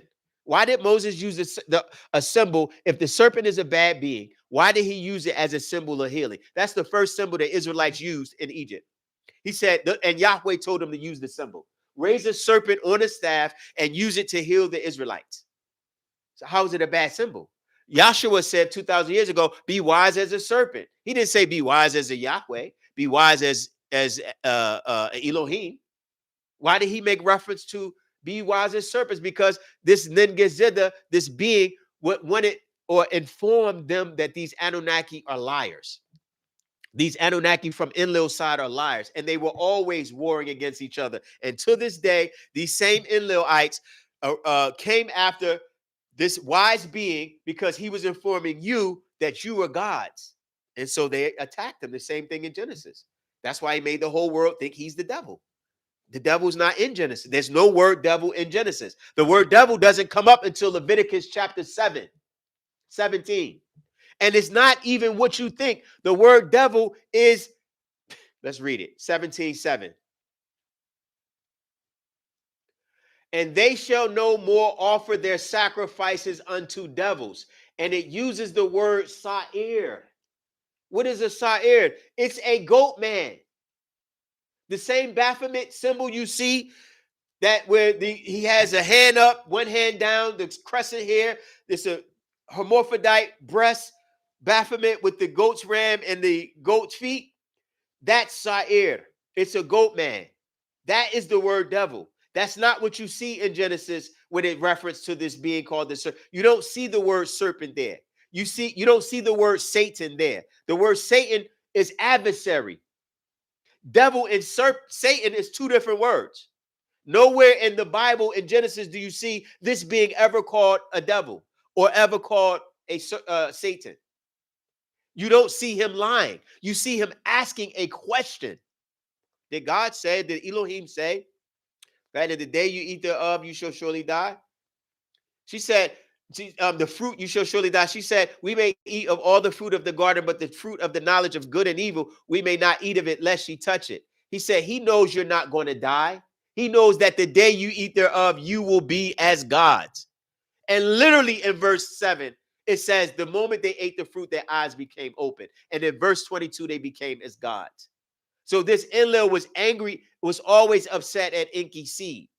And Enqi as the father of Nin-Gizida, because his mother, as he said, was this wise being. And he was a seraphim, where they get the word saraf from. They have a being in Mesopotamia with wings. No, Yahweh, they're interchangeable. Yahweh can be, it can be a Yahweh. Enlil can be a Yahweh, because Yahweh just means existing one. But the main title that he was given is El, right? And the main title Enqi was, I'm just trying to show you the distinction, because these are interchangeable titles. It's like president. The word president, you can have a good president, you can have a bad president, and you use Mr. President, and you think it's their name. Hello, Mr. President. Hello, Mr. Police Officer. Hello, landlord. It's a title. So it depends on the character. I'm just saying that it's interchangeable. Don't get caught up that specifically Enlil is El, or specifically Enqi is Yahweh, because they both use that title. But it depends on the character. I'm just showing you there's a distinguishing difference in the characters in the book, because people are confused in who they are. So let's get down to the next son, or the next wife of Enqi. Consort, he sat, right? She had a son, Nin-Gizida. He performed one of the operations. He performed the operation in the breeding of this Adamite. He helped his father Enqi for this breeding. Enlil didn't really want them to be able to reproduce, but Nin-Gizida and Enqi was able to create a being to reproduce. It was that Enlil's seed started raping them. That's what happened. And then they became evil. And so it was like this experiment became spoiled, but they only gave him 6,000 years to rule. And that 6,000 years was up in the year 2000. So he also had a consort by the name of Nimma. Nimma was the daughter of, this was his half sister. Remember, I said Enqi's wife was Nimma, which was the daughter of Sia, which was his half sister. They had 4 children. Pardon me. Not 4 children. These are his other wives, actually. He had a wife named Nahmu, right? A wife named Nidabah. Had another wife named Nin-Si-Kil-La, right? So her consort was Inshak. That's Enqi's side. So he had several children, right? So he had again, let me go over his children and his wives again. He had a wife named Nimma, right? Right? She gave birth to who? She gave birth to, pardon me. I didn't mention. Oh yeah, she gave birth to Nahmu. Those was his wives. Sorry, I got the chart here. So Nimma was one of his wives. His other wife was Damkina. She was known as the faithful spouse. She was the daughter of Alelu and Nimrod. Now she gave birth to twins. That's what I wanted to touch on. She gave birth to 2 fraternal twins. Marduk was one of his sons by Damkina. The other sister of Marduk was Bel-Alat. She was known as daughter of the sky. So Enqi had fraternal twins by Damkina. He had a daughter and a son by Dutor, named Dumuzi was one, and Justiana. You see this in the Sumerian text, right? Right. He also had a consort we named Heset, right? And Ningal, Gibal, and he had and she gave birth to Nergal. So those were his wives. And he had also a consort named Sarpanet. So he had about 6 or 7 wives. Enlil, on the other hand, Enlil had a wife named Enqi, right? She gave birth to Enshag. He had a wife named Nimma and an official wife named Ninlil. These were his wives. Enlil, this was the other. Linlil or Nimma had sons, right? One son was the name of Nanar. That's Nanar is the fire being. That's the sacrifice being. That's the one that shows up as fire. The one that was in the burning bush. This Lord, the burning bush, the one that was the cloven tongues of fire in Acts. The one that is the Muslims worship, and they call him, this Anunaki, Allah. He's the fire deity, or Anoru, he's known as. The light. They say God is light, or Anunaki, this Allah is the light of the heavens and earth. Right? This is Nanar. Nanar or Narar or Nawar is fire. So he's the Lord of fire. Narar. Nan is master of fire. And also known as Shata, which is of the sacrifice. Why? Because you have to put the sacrifice on fire. And they have these huge temples. Look up where Abraham came from. Abraham acknowledged Nanar. Type it in. Sorry, you didn't get the notification. You have to turn on your notifications for the next one. Now, where Abraham was from, let's backtrack so you know how Abraham knew about these beings. He knew about these Anunnaki. He knew about Nanar. He's from Ur of Chaldees. Look up, type in Ur of Chaldees and look up Nanar's temple. And you'll see Abraham was taught by these beings. Look it up. When you see this, the largest, what is the name of this? Ziggurat. It's a ziggurat in Babylon, in Mesopotamia, that's still there. That Nanar, they set up to Nanar, the son of Enlil, as a sacrificing facility where they would come bring animals the same way they did to Enlil and Nanar after the flood. When the flood came, this being was like, bring me some animals. I want to eat. I want to smell this barbecue. I'll put the blood on the fire. The blood is, it sounds crazy, but this is how barbecue sauce came about. I tell people this, that it sounds crazy at first, but think about it. Barbecue sauce is like blood. What they would do with the blood, I'm gonna tell you how they would do it at these sacrifices, right? They will put okay, peace to the family. Share, please share so people can catch the rest of this, right? Because we're gonna go for some time. They will put spices in the blood. They would save the blood. You look at Leviticus chapter 4. Let me just read that real quick so you can see why it was so much blood. It says, I read this before, if the priest that is anointed do sin according to the sin of the people, right? This is the same word, sin, right? Nanar, sin of the people, right? Nanar was responsible, Enlil's side, the flesh eaters, bring for his sin, which, that's his shatah, right? For sin. This is to Nanar. That literally says it in 2403 of the Strongs. I'm not joking. They use 2 different words for sin. One is 2398. I'm in verse 3 of 4. Follow me with it if you can. The one word for sin is in 2398 is katal. Then the second word, see, from Ur. Look up Ur. Look up the temple in Ur, and the main temple. It's a ziggurat to Nanar. Nanar is the being of light and fire. They'll tell you, just type in who's the father of Nanar. It's going to say Enlil, and Enlil is Baal. And when you see this second word, Shatah, it's sin in a different form, which have sinned a young bullock without blemish unto this Lord, this Yahweh, Enlil, for a sin offering or Nanar. And he shall bring the bullock unto the door of the tabernacle of the congregation before the Lord. And guess what? and shall lay his hand upon the bullock's head and kill the bullock before the Lord. And guess what the priest does? The priest that is anointed shall take the bullock's blood. This is what they used to do with the blood, and bring it to the tabernacle of the congregation and dip his finger in the blood and sprinkle the blood 7 times. They're playing with blood. This is blood work. This is your religion.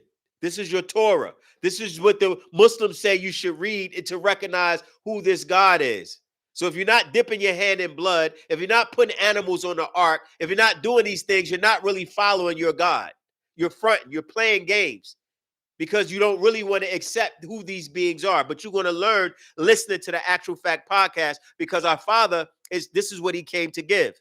And he has to save you from these ridiculous religious doctrines, because you'll be caught up in worshiping beings that don't care nothing about you. This is why your prayers are not being answered. This is why they don't listen to you. This is why they hate Africans. This is why they hate black people, because Enlil hates Africa. He always hated Africans. He wasn't for any of the Africans. He didn't even like Enqi coming and marrying into the African race. This is why Muslims enslaved the whole East Coast of African continent for over 1,100 years. All their religious doctrines enslave you because their God allows it and empowers them and encourages them to enslave you while you sit there. Please accept me. You put a kufi on your head. You put a kippard. You try to change your name. You move to Israel in Dimona. They don't accept you. Move you to a chemical plant out in Dimona in the 70s because you claim to be of them. They don't accept you. You go to Saudi Arabia. You claim you're going there for work. They enslave you to build their buildings. They don't give you any of their riches. The fake converts, the Muslim converts in America under Bilal Phillips, under these fake Sunni Muslims, they try to make you want to be accepted by the Saudi Arabians. They don't tell you, you go there, they're going to treat you like a slave. So this is the blood, and they involved with the same blood work. Muslims do the same thing. So when you read this, it says, and the priest shall dip his finger in the blood and sprinkle the blood 7 times. Let's go to other verses here. Let me pull up 1 second. I'm going to grab these notes. I think I read these before. Excuse me. I read these before, right? Where this being is always asking for blood. Let me get to this though. Right? It's several verses. Leviticus 2:9, offering of the Lord, sweet savor, offering made by fire, by Nanar. Leviticus 3:5. Leviticus 17:6, priest shall sprinkle blood on the altar door of this Lord, of this being, right, and burn the fat. It's a sweet savor to the Lord. Leviticus 23:13, sweet savor unto the Lord. Leviticus 8:28, Moses took them, burnt offering made by the fire. This is Nanar, Enlil, and his family that bred these human beings for food. And if you didn't feed them your human sacrifices, then you had to what do you call it? Replace it with an animal. If you didn't know it, let's go to Genesis 8. Someone said they didn't know. We're going to go right through it real quick after the flood, right? Is it Genesis 8? Yeah. And Genesis 8:19. And every beast, let me go down. Okay, so Genesis 8:20. And Noah built an altar unto the Lord. This is literally a requirement. And look how much he enjoys flesh and blood. It changes his heart to where he says, okay, because you're doing this, because you're giving me the best barbecue imaginable, because you're giving me every animal I can think of, I'm hungry, because you're showing me your loyalty, guess what? The Lord took up unto the Lord, and he took every clean beast and every clean fowl, right? And offered burnt offerings on the altar. And the Lord smelled. The word is ruach, breathe. He smelled. This is the Hebrew word. It's not coming from me. Don't get mad at Nuwapians. Don't get mad at Sabaeans. Don't get mad at Dr. Malachi Z.K. York. Everyone has been tricked. You all been tricked. Everybody's been tricked. But it's how you come back from it and pull yourself together and realize you've been deceived. Literally, look, what does it say with this Lord and how he feels about this sacrifice? And the Lord said in his heart, what? In his heart, I will not again curse the ground anymore for man's sake, for the imagination of man's heart is evil from his youth. He's still acknowledging it's evil. He's just not going to, what? He said, I'm not going to destroy, or, right, I will not again curse the ground anymore for man's sake. Of man's heart, because man's heart is evil continuously. That sounds like Genesis chapters 21. So that was just one of the verses. So when you get down to this bloodline, let's finish with this bloodline. Excuse me, my sinus is acting up again.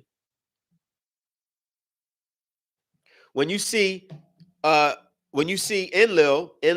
descendancy, so it was one of the main characters. His second born son was Nanar, Ishkor, right? Nanar's consort, right, was Ningal, and she had two children, two twins, Utu and Inanna. Inanna was the consort of Dumuzi. Dumuzi gave birth to Tammuz. Tammuz is the one that gave the tablets to Moses. You'll find Tammuz in Ezekiel's chapter 8. Let's look him up real quick so you can see how Tammuz, as one of the deities, right? Tammuz in Genesis chapter, let me just pull it up on my phone. I got a lot of notes here. Right, Genesis chapter 8, verse 14. It says, then he brought me to the door of the gate of the Lord's house, which was toward the north. And behold, there sat women weeping for Tammuz. What does it say under Tammuz? A Phoenician Mesopotamian deity. So they were crying for this deity. He was also a lord. So Nanar was the ruler of Ur. When you go to, that's why I said, if you look up Abraham and this city he came from, so Nahor was born and Terah, his father was raised in Mesopotamia in that city. The question is, before Abraham was introduced to this Elohiym, as you read in Genesis chapter 14, verse 18, right, with Melchizedek, and Melchizedek, king of Salem, brought forth bread and wine, and he was the priest of the Most High, right? And he blessed him and said, blessed be Abraham of the Most High God, possessor of heaven and earth. And he blessed be the Most High God, which have delivered thy enemies into my hand. He introduced Abraham to this Most High. Who was he acknowledging prior to that? What did he learn in Mesopotamia? Why was he making an agreement with these lords? Because he was already aware of who they were. He knew Nanar. He knew Enlil. He knew that they liked flesh and blood. He knew that they liked animals, and he fed them in Genesis 18. He already knew before they even asked him what it was that they wanted. When you read it in verse 8, in chapter 18, it says, and Yahuwah or Yahweh appeared unto him in the plains of Mamre, and he sat at the tent door in the heat of the day. And Abraham lifted up his eyes, right, and looked. We got a class on women too. We have the secrets of the sacred feminine coming up. So stay tuned to the podcast, right? Where we talked about the feminine in our doctrine. When you look up this chapter 18, it says, and the Lord appeared unto him in the plains of Mamre. Let's find out why Abraham was just so familiar with these beings. Why did he just run right to a herd? You got to think, what made him run to a herd and get a calf? And it says he dressed it. It was almost a rare. It didn't say cooked. And we're going to look at it in the Hebrew. It says, and he ran to the crowd. Let's read verse 2. And he lifted up his eyes and looked and lo, and three men. So he mistaken these angels or these beings lords as men, because they come physically, as we discussed already. And he said he ran to meet them from the tent door and bowed himself toward the ground. So he already knew who these beings were, because you don't see Abraham bowing to just anyone. He was aware of these Adonai, of these Yahwehs. He knew how they would present themselves. Verse 3, and said, my Lord, right? If now I found favor in thy sight. Why? Because they don't come nice and humble and merciful. They literally come if you were disrespectful, if you didn't give them what they asked for, if you didn't have an agreement with them, they would eat you. And I'll show you verses if you really want to go into it, because he's asking for favor in their sight. Why would they favor him in the sight? Because he gave them the reverence and the respect, and he was already aware of what they were requiring, and it's going to show you in verse 4. He said, let a little water, I pray you, be fetched, and wash your feet and rest yourselves under the tree. I will fetch a morsel of bread and comfort ye your hearts. After that ye shall pass on. Right?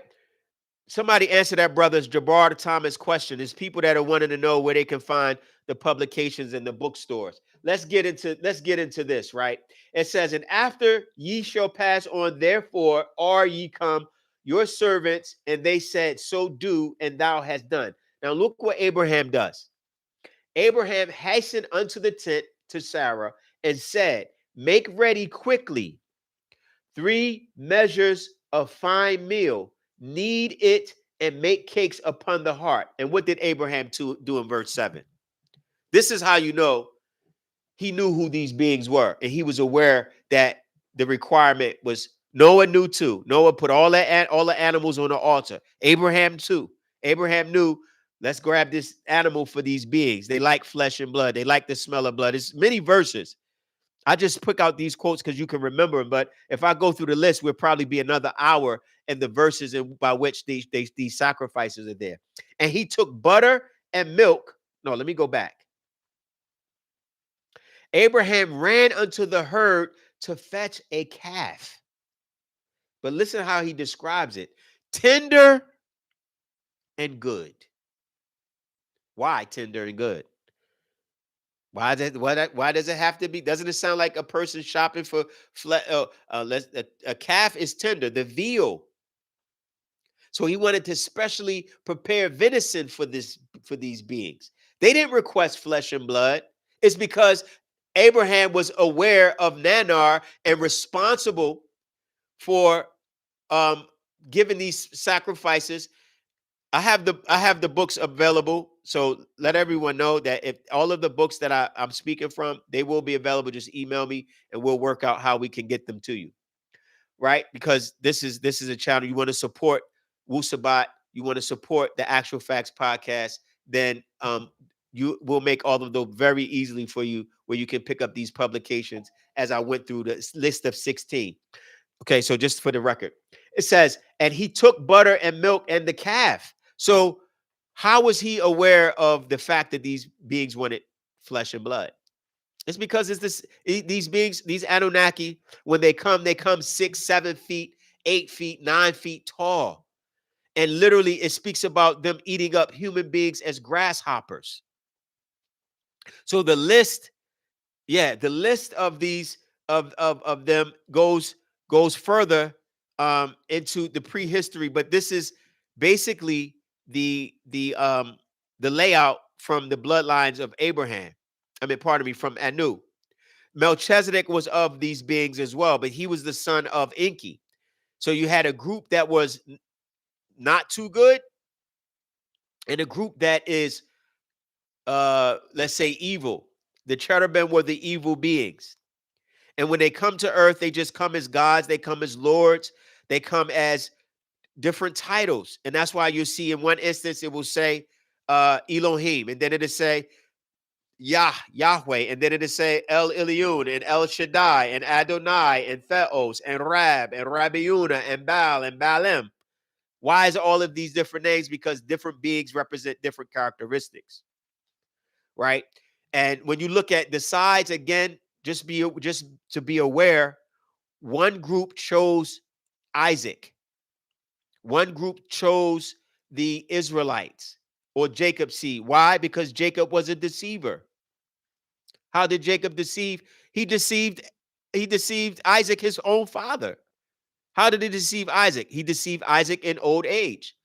What did he put on his skin? His mother, Rebecca, helped him deceive her own father in old age by placing fur on Isaac's arm to make, on Jacob's arm to make Isaac think that he was to receive the blessing. So he stole it. That was deception. For all you Israelites that say, oh, we're Hebrew Israelites, we're seed of Jacob. Well, that's not a nationality, first of all. Abraham was from Mesopotamia, second of all.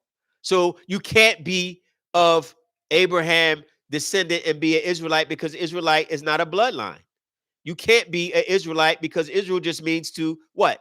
To wrestle, or he wrestled with an angel and it said El prevailed. That doesn't change your genetics.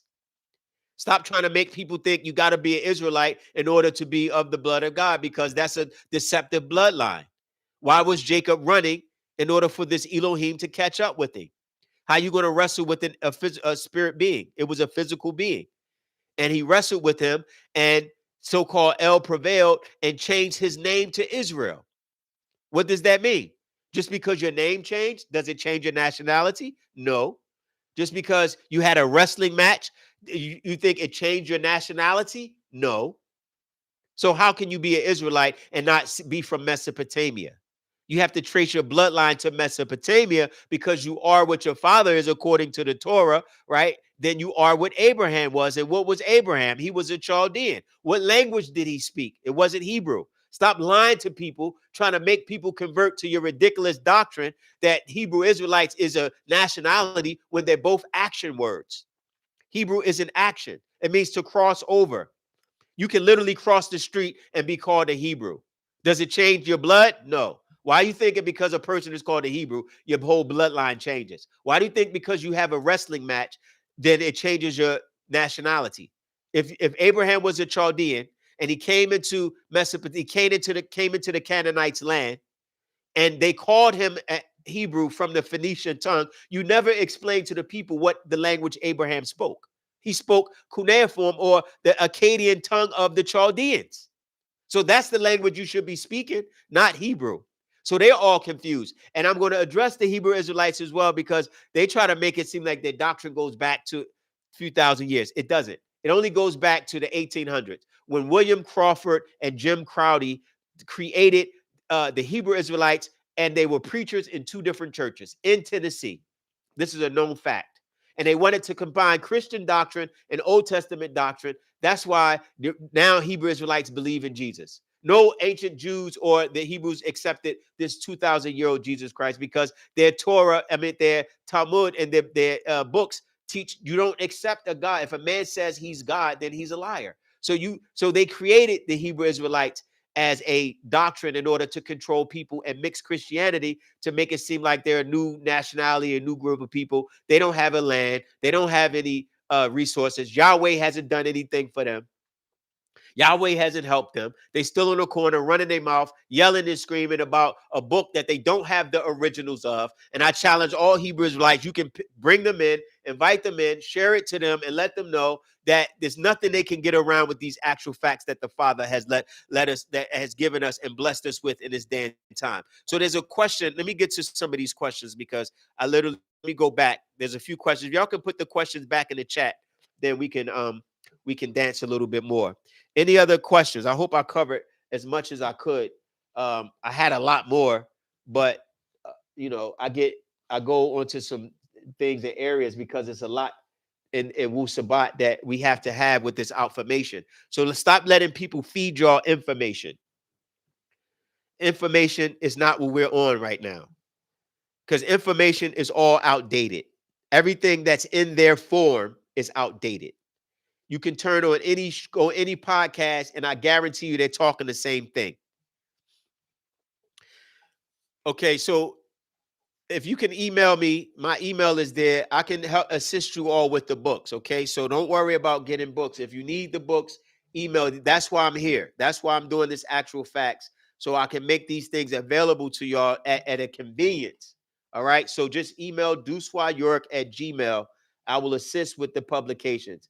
Don't worry. I have a list of them that you can have access to, and I'll show you how to get them. It's not a problem or a concern wherever you are in the world. Things are going digital. We're online, so you can get it right in the convenience and have it have it available for yourself. Okay. So I see you, Beam, Rahubat, and everyone. Thank you for joining. I appreciate everybody joining, and I hope you all had subscribed. Okay. Okay. I hope you all subscribe. Are Orisha deities, original African gods. Okay, I appreciate that. The Garden of Eden. So, do we have a doctrine? Yes, our doctrine is profound. So, you're hearing our doctrine. So, the one thing that the Father is making clear is that once you get Wu Sabat, and we'll do a class just specifically on what Wu Sabat is and how it's older than these foreign religions. It's older than these Mesopotamian doctrines. The Anunnaki do exist. They do have their you're welcome. They do have their gods.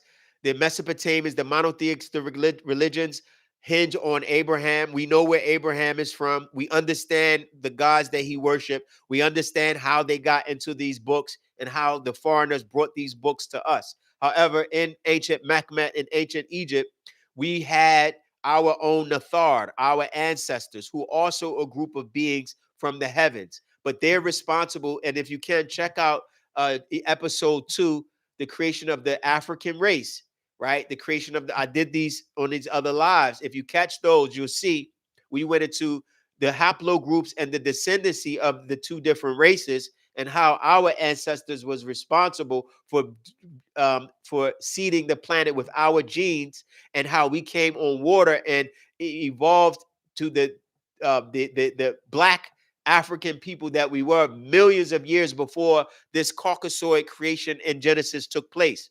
The creation of Genesis is 6,000 years old. Our creation happened millions of years ago from your DNA, from the DNA you have. Your DNA comes from your Nathar, who look like you, walk like you, talk like you, and they're over natural nature. They're the principles of that's responsible for the manifestation of the material world.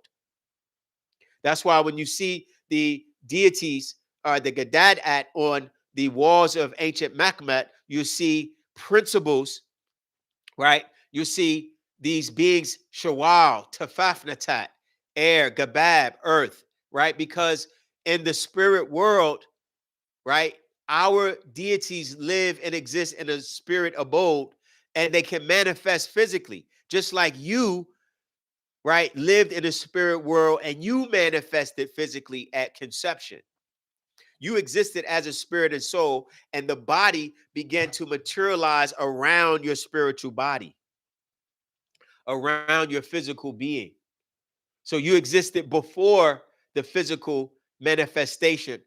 You just forgot that contact. Well, because the religion has leaned or guided your spiritual body to worship other gods, you forgot how to contact your own deities. So you're thinking out of fear and guilt and shame that you worship these other gods. However, your deities don't require you to fear them. They don't ask you to give them anything. They have everything. Why would they ask you to make a sacrifice or offering? That's ridiculous. Why would your parents, or your ancestors ask you for money, for tithes, for a building called a church or a mosque or a temple that when they exist everywhere, they omniscient, they omnipresent, right? So how would they need a building for you to go inside to find them in there? Our deities were natural nature. They provided for you the food, the substance that you use every day to eat, which was free, until the Adamite came along and decided to kidnap the animals and kidnap the food, kidnap the apples, kidnap the bananas, take all of the fruits and vegetables and use them and store them in their warehouses, the things that our Nathar gave it to us for free, and charge you for it to control your body. That's one way they control your body. Why? Because if you don't eat, your whole thing every day for working is how to eat. The main reason people go to work is to eat. The house, all of that, the clothes, those things are set, but you have to survive to eat. If I control what you eat, then I control the direction you send your energy. So they took all these things that you were given by natural nature and placed it in a trust. The brother was asking me about nationality. They placed it in a trust, give it back to you, say we control it, come to our grocery stores, buy this food, work for us, we'll pay you so you can come spend your money with us at our grocery store. Then we're going to tax you for buying the food. And if it's a high demand, we're going to genetically modify it and give you what we want you to have. It's not natural. It's a bunch of preservatives. So before the Adamites, before the Arabs, before the Indians, all these individuals who come into your lands and kidnap and control your soul, mind, and body, you were naturally given things from your providers, your ancestors, your gods through natural nature. And every being, no matter who you are on the planet, acknowledges the sun. There's not a human being on the planet that did not or does not acknowledge that without the sun, everyone will be dead. It doesn't matter what religious doctrine you belong to. So this was the principles that you had before the introduction of this shame and guilt and convert and acknowledge Allah. I'm jealous if you don't. Something's going to happen to you when you die. That's all fear-based. And when your fear is clouds your reasoning, you can't think straight. This is why religion doesn't allow people, just tells you to believe. Because the moment you start questioning and using your Nuwapian mind, the mind of Wu Nawap, which is the reasoning part of your mind, the moment that is, let's say, stimulated, then you're able to question. You're like, yeah, why do I have to wait to die to be judged for things that you knew was going to happen before I was born? Why are you acting like you're testing me when you say you know? And if you created evil, why am I being judged for something that you created? You're not judging me for the good, but you're judging me for so-called evil, and then you're going to place me with fire in earth, in hell, in a place that you created before man. So a lot of this dark garbage that's been implanted in your mind, you've been clouded by fear and you feel guilty and ashamed and you can't live a peaceful life and connect with your ancestors and our deities because you're always praying and looking for a being in the sky to throw a lightning bolt at you because you're doing something he doesn't like. And you always in a state of, let me go to church, let me pray, let me worship. If God don't like ugly, blase blah. And then you're in this same situation and you following this devil's mentality. And you're accepting this God doing evil to you. You're accepting evil. You're accepting this being that's allowing pestilence and allowing disease and allowing death and allowing poverty and allowing deformities and allowing the devil to run rampant on a planet, yet you claim he loves the world so much he gave his only begotten son, but can't snap his finger to remove the evil that he grew in a tree in Genesis 6:9. He put the evil in a seed. He put evil in a seed, planted it in the ground, and grew it with water and whatever and let the knowledge of evil grow. Placed it in a garden and placed it amongst his children. And then you're going to be judged for something that he could have prevented. This is all evil manipulation. And it's time for you all to stop accepting the lies. 6,000 years it has gotten you nowhere. Look at the conditions of our people. You have one being, one that's responsible for your salvation and raising your mind enough so when you can reach your ancestors, you can be saved. And that being is standing as a rep. He's a lie. It's not him. It's a replica of Panabab Yanun, the Heavenly Father in flesh. He is one of those beings. He is Ningis Zida. He's able to inform us of what happened in the past. These beings do not die. They know how they've cured death. Death is a disease. People don't die from natural causes. You die because something in your body stops working. your heart, your lungs, your brain, right? Your telomeres. You don't just die because people say you died. No, you don't. Something in your body stops. They found the cure to death. So these beings who teach, who's responsible for you, saw the conditions of how you've been manipulated by every other race. You can't have your own gods. You have to worship someone's image. Anytime you try to do things on your own, you're suppressed. You try to open and create your own nation and do things of for and by each other. People are jealous. People are mad. They want to come into your lands, take your language, take your culture, take your resources, take you, make you build for them. They want to take your spirit, make you worship their gods. They want to take your soul, make you sell it for their riches. Then they take it back. And then by the time you do all of that, you die, and that's when you go meet their spirit forces on the other side and get judged. It's all torment. They're using these doctrines to torment you and drag you in the ground. And most religious people are so stressed out because they don't know where they're getting their help from. You pray every day and don't get anything. You pray your grandmother still dies from cancer. May she rest in peace. You pray your child still gets sick. You still can't get a job. You still have to go work for him. You go to school, pay him to go to school, pay him for college. When you get out, you have to pay them back for going to their school, for giving you the degrees. You have to go to him to get money, to work for him, to make him more money so you can pay back your debt, so you can buy a house from him, from his bank, buy a car from him, buy a house from him, get a loan from his bank, pay the interest. Then you have to take the money you work hard for, pay him for working, called tax. Then you have to pay taxes on the food that he stole from you. You don't see how the devil is running rampant and you're in a cycle of demonic forces and you can't get out of it because you think their God is going to help you? Like, I'm talking to all religious doctrines. It don't matter where you come from. You can try to justify it. Or, oh, I'm a Muslim. Muslims too. Y'all got a Quran. You don't know who's first. You say Muhammad couldn't read it, right? Then you say you have an authentic book, a Quran that he never saw. You say Allah is helping Allah doesn't help Africans. That's a known fact. The Arab world knows that. They know what they did to Africans out in Tanzania, Zimbabwe, Algeria, Libya, Egypt. All of them, they decimated Africa. Negroes in America, the fake Sunni Muslims and so-called Shiites that want to be a part of claiming who's the successor, they know what they did to Africans. There's not one rich Muslim in America. Not one. Them niggas can't even wear gold because the gold that they claim is haram. You can't wear gold because they want you to give them their gold. The Arabs help. Allah helps the Arabs. You want Dubai? Look at Dubai. Look at Qatar. Look at Saudi Arabia.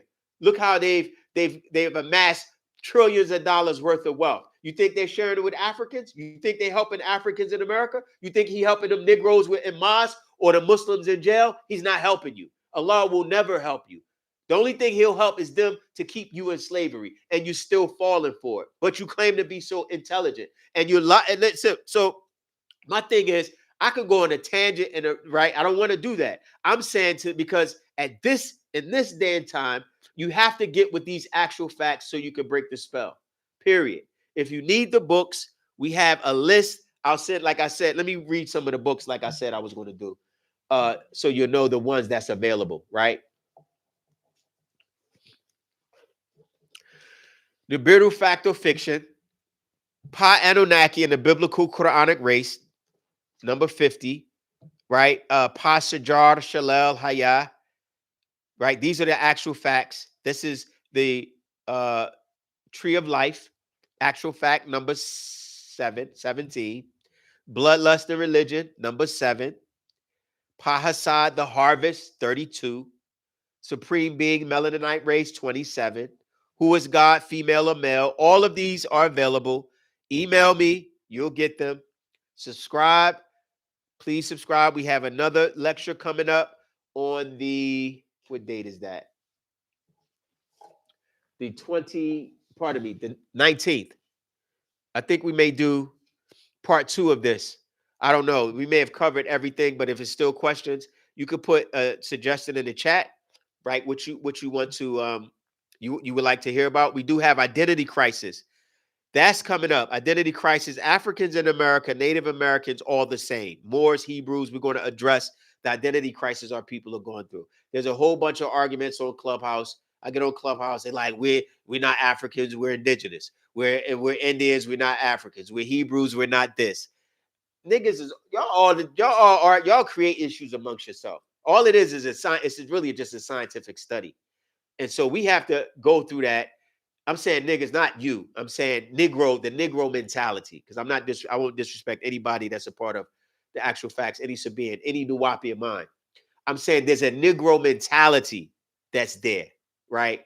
That where we just create issues amongst ourselves because we're in an identity crisis. So the Father has written enough books to go over these things to address the identity crisis that we have and make sure that we are aware of who we are through science, genetics, haplogroups, genes. We went through that in the other episodes, but we'll go through it again. November 9th, right? Yeah, for sure. I think you was the one requested. November 9th, we're going to address episode 7, Secrets of the Sacred Feminine, the Mother Goddesses. This is geared towards the women because our doctrine does not teach male dominance, male patriarchy. That's not what our doctrine teaches. We have a place, our women are well placed and respected in our culture. The sacred feminine is one of the most sacred treasures we have as masculine as men when it comes to teaching the feminine and who they are and reinstilling their qualities, the things that they are. You're welcome, Triple. Who they are and how they are supposed to be acknowledged, how they were here first. Yes, I do, Ray. Native American tribes is in one of the actual facts. I can't remember right offhand. I think it's in, can't remember. It's in one of the ones I just listed. So our feminine, we have female deities that you have to be aware of. Our 9 mother goddesses, right? The daughters of Reyetet, you have to be aware of them. You have to be aware that the feminine energy, the dark matter in space is the womb that's responsible for the birth of all creation, right? So the men we have to be responsible for doing it. Then we have to undo the damage that the religious doctrine does. So our job is when it comes to teaching the actual facts, we have to do it the way the Father told us to do this. And as you know, it doesn't matter how men feel because they use these doctrines to suppress women. And our divinity in Wu Sabat does not. We're not expected to do that because we have female deities that we acknowledge and respect and make sure that the world knows that they were first. And it's just how it always has been. The material world is manifested through the womb of the mother, whether it's in space or in the material realm. And it's power in that. It's power in that acknowledgement. It's respect in that because you balance the doctrine in our culture off where we have equal, right? We have this standing field where the feminine is in her seat and the men can properly be in place to protect and provide because that is our job. And so as long as the woman is respected and she respects herself and she knows about her genetics, she knows about mixing her genes with various men who are not gods or not in the direction of taking her to uplift her, to stay away from them, cleanse your body, right? Cleanse your mind of men's DNA to make sure so you can transform yourself inside and out because that's what this doctrine is teaching. There's a transformation that's taking place. We have to turn ourselves inside out, the inner being who you really are, not what the world wants you to see. You have to let it come out. It has to be cultivated, it has to be stimulated, and it has to be taught. The real you, not with this synthetic world and this synthetic images and this fake fake characters that they want you to be in the image and after the likeness of the beast, which is one of our actual facts. That has to be eliminated. So our job is definitely to clean up the filth made by the ignorance of the West, and that's what we have to do. So we do have a. Did we choose to come here? Can you explain the process of coming here, growing in our mother, and is there a connection to the Dendora? Wow, that's a heavy one. You did choose to come here. Excuse me. Hold on one second, please. You did choose to come here, right? And coming here, you had a 24,000. You had a test that you had to pass, because there's 24,000 reincarnations that you have to go through in order to perfect your being. And in that perfection, there's things that you must learn about yourself. The Father teaches us this in the Actual Facts and the Patrak, not just Actual Facts. There's another series of books called the Patrak, but in choosing to come here was all a test to perfect your being, to perfect your soul, so hopefully you won't have to reincarnate. So you have 24,000 reincarnations. Some people are on their last incarnation. This is really the last cycle to perfect yourself, and that's why God had to God had to incarnate, right? Incarnate in order to teach you, in order for you to perfect yourself and perfect your genes. I'm going to go over a few of the 24 perfections that you have, or you need to have, in order to be, say, a complete being where you won't have to come back. But to answer you simply, you did choose to come here. You did. Some people were sentenced here. Some people were given another chance to come to perfect themselves. So each situation is very different.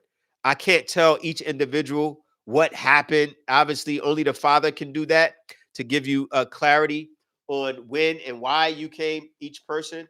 But I can tell you that you have a 24,000 year cycle that you are a part of, and 24 perfected methods by which you have to learn in order for you not to make this, not to have to come back again. So give me a second. I have some notes that I want to open up so we can go through that. It says, in coming here, growing in our mother, and is their connection to the Dendora. Yeah, there's a book called The Actual Fact, called The Lost Records of Time. And he speaks about the Dendora, and the Father speaks about the Dendora in the 12 zodiacal signs that have a 2000, I think, 73 year cycle by which the procession goes through each zodiac sign, but it goes counterclockwise.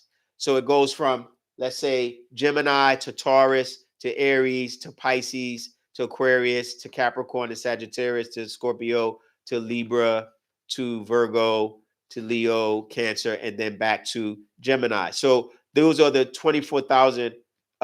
Is broken up into two 12,000 year cycles, or 2,000 year, 2,000, 12,000, pardon me, 12 zodiac signs, 2,000 each, which makes 24,000.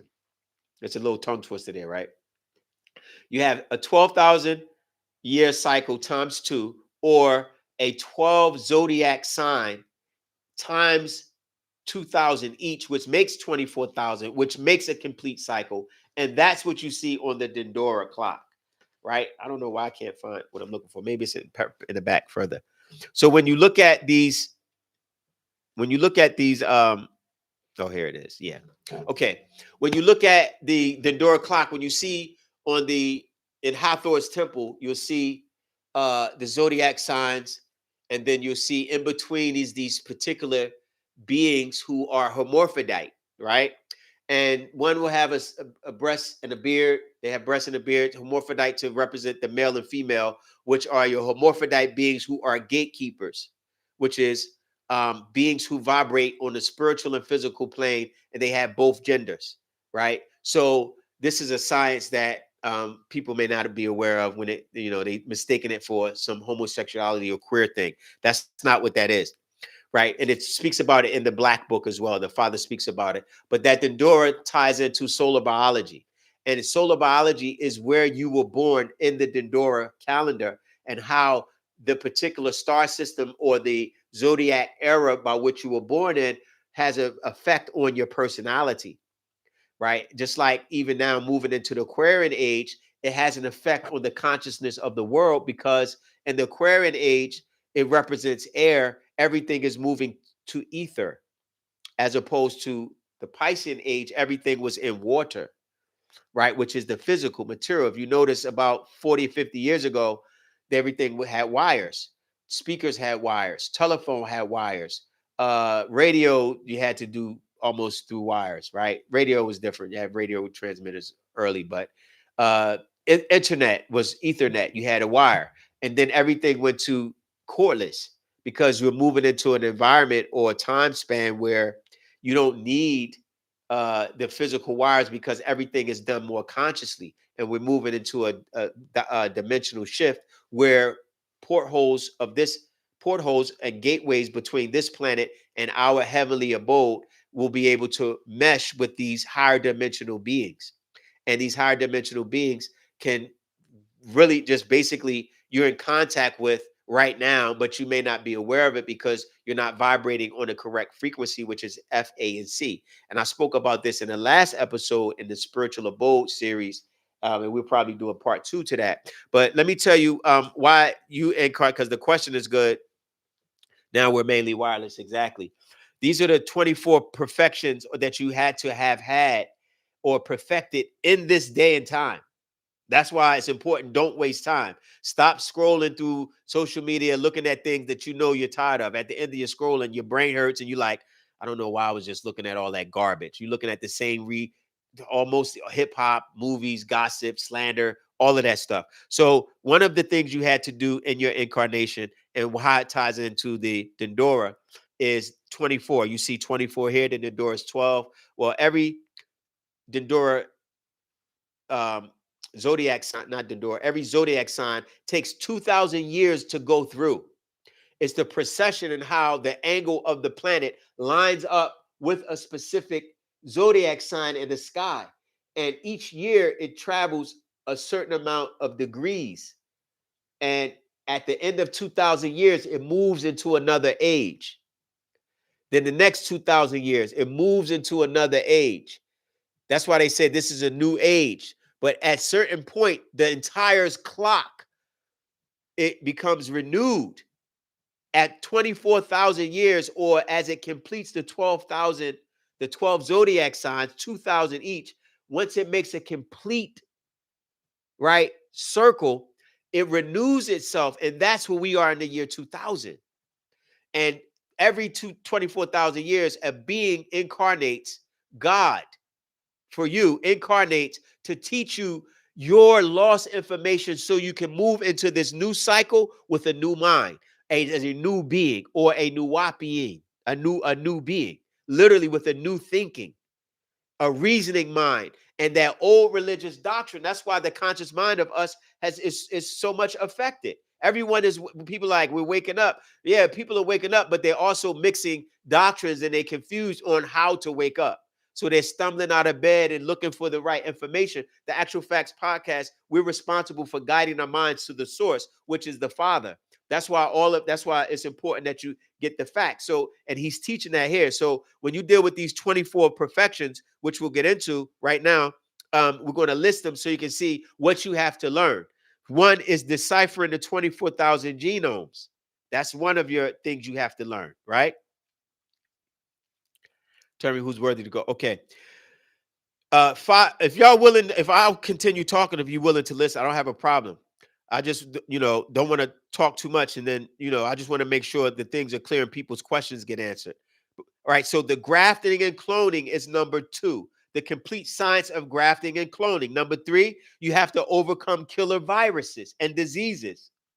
You have to find out what are diseases, what are proteins, what are enzymes, what are the types of viruses that kill you. You're supposed to master that so you can know how to live, how to defeat viruses, how to defeat diseases, so you can live longer. That's a part of perfecting your body. Number 4, mental and cordless communication.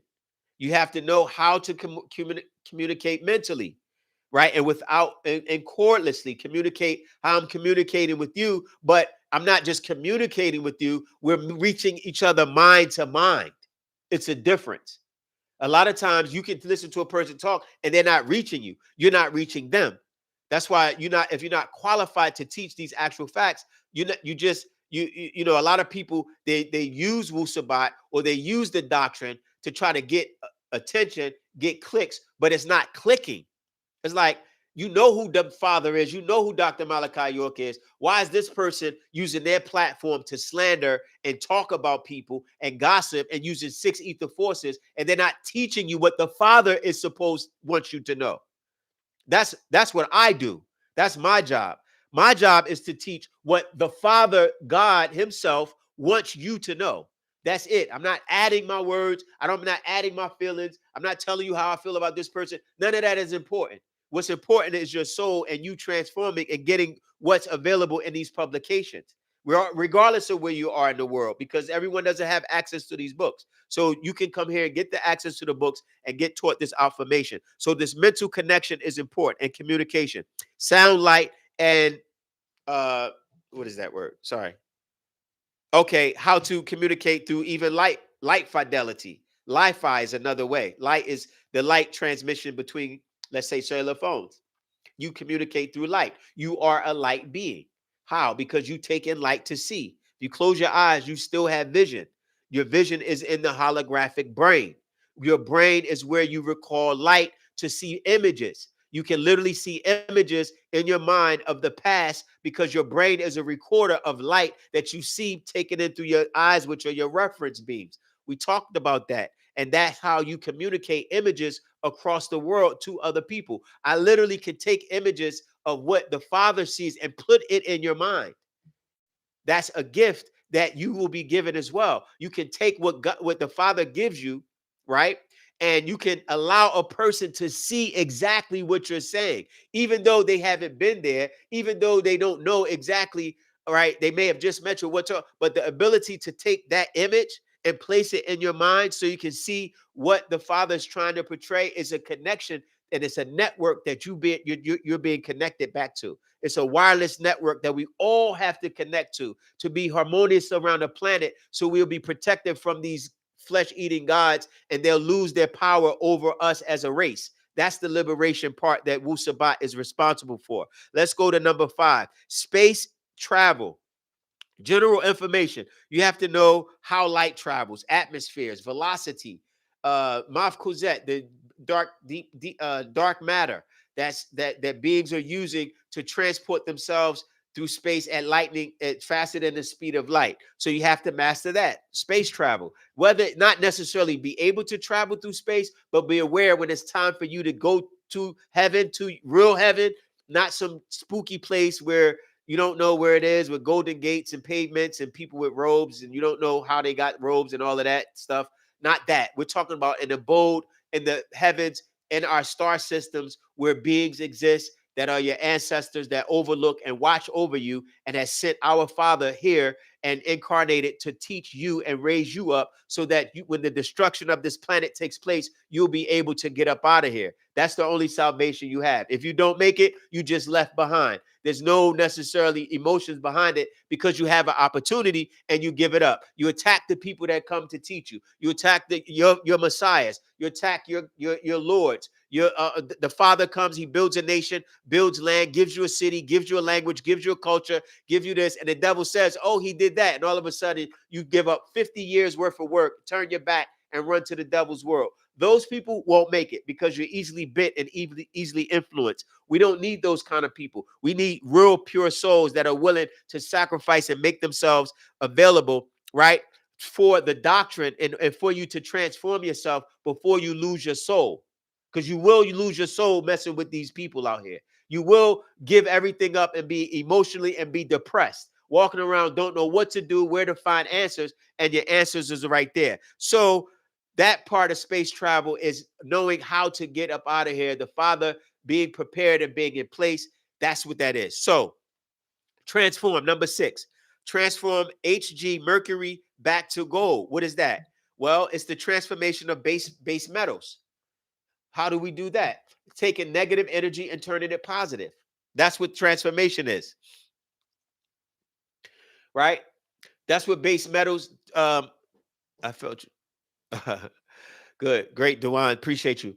And share, please share, because we going up in views. This has to be the best. Next year, we want 1 million subscribers here. So y'all have to do your right. Listen, tell people to subscribe. Y'all subscribe to all of this garbage. And I have 50 lectures, right, that we have to go over. Alchemy, yes, that's to transform base metals to gold. People think it's literally changing. It is in some instances for those that are part of metallurgy. I don't know how that word is. That's a funny word.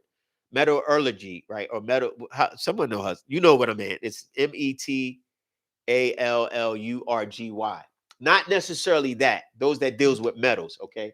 But more so taking the mind, the basic information, right? And transforming it to where it reasons out and you make it so much more valuable. That's what transforming base metals to gold is, where you can take an insult,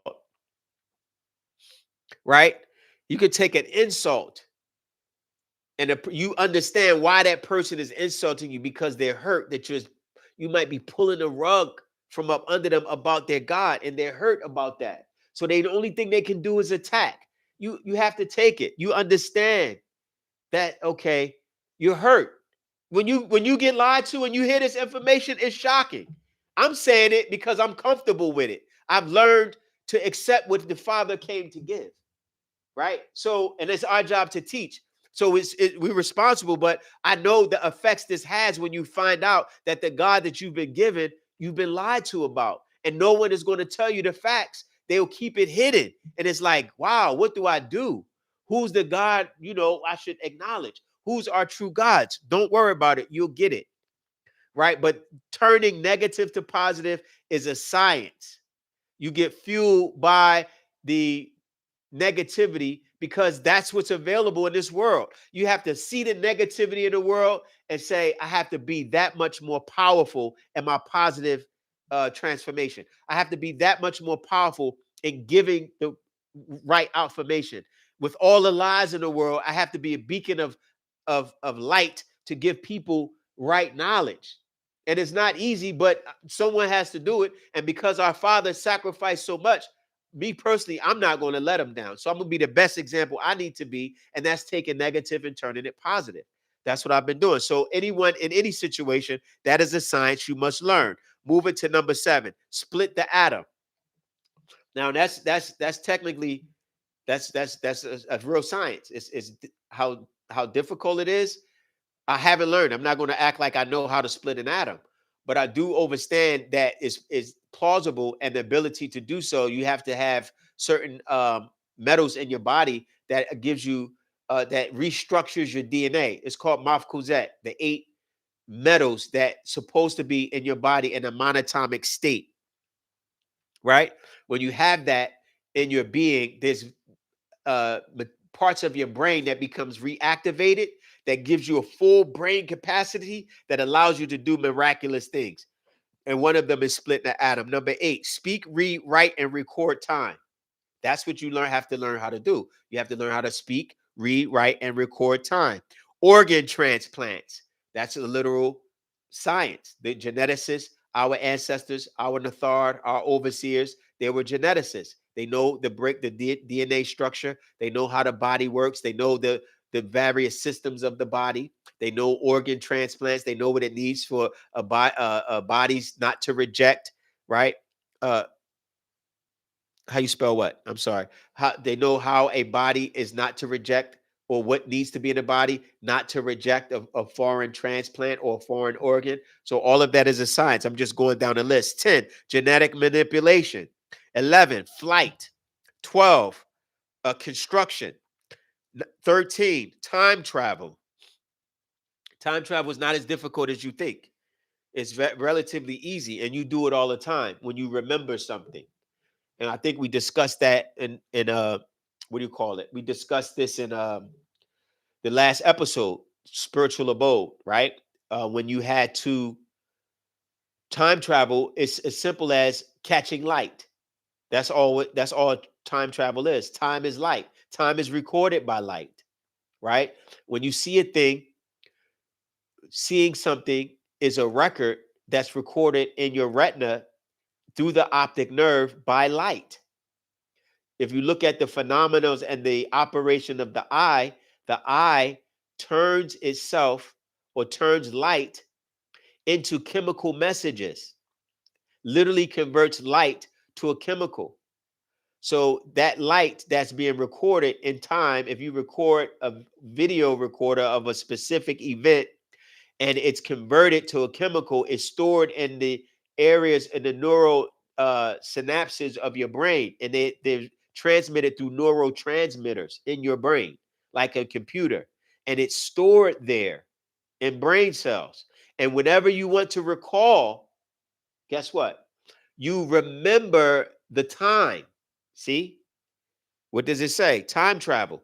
So if you're remembering a time in the past, you're literally in your mind traveling to that specific point, reference point that you have hidden in your memory bank in the form of a chemical, which is the light that literally reflected off an event at that specific time. The same way you pull up a picture on your phone or pull up a recording from your device, it's recorded through light and you relive the event. That's time travel. And the same principle applies billions of years ago, because that light is still traveling.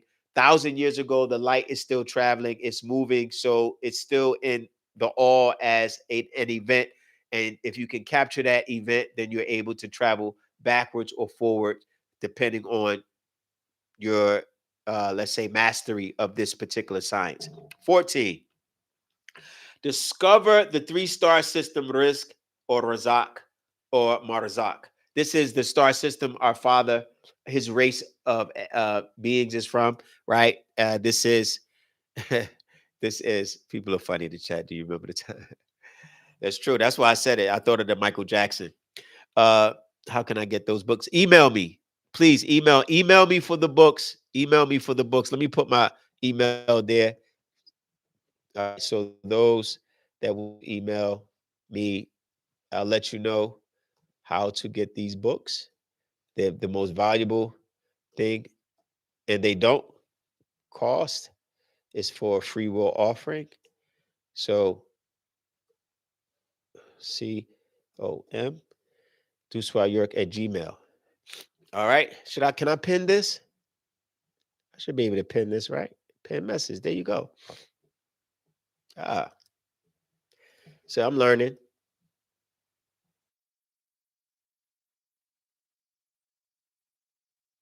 Yeah, York at Gmail.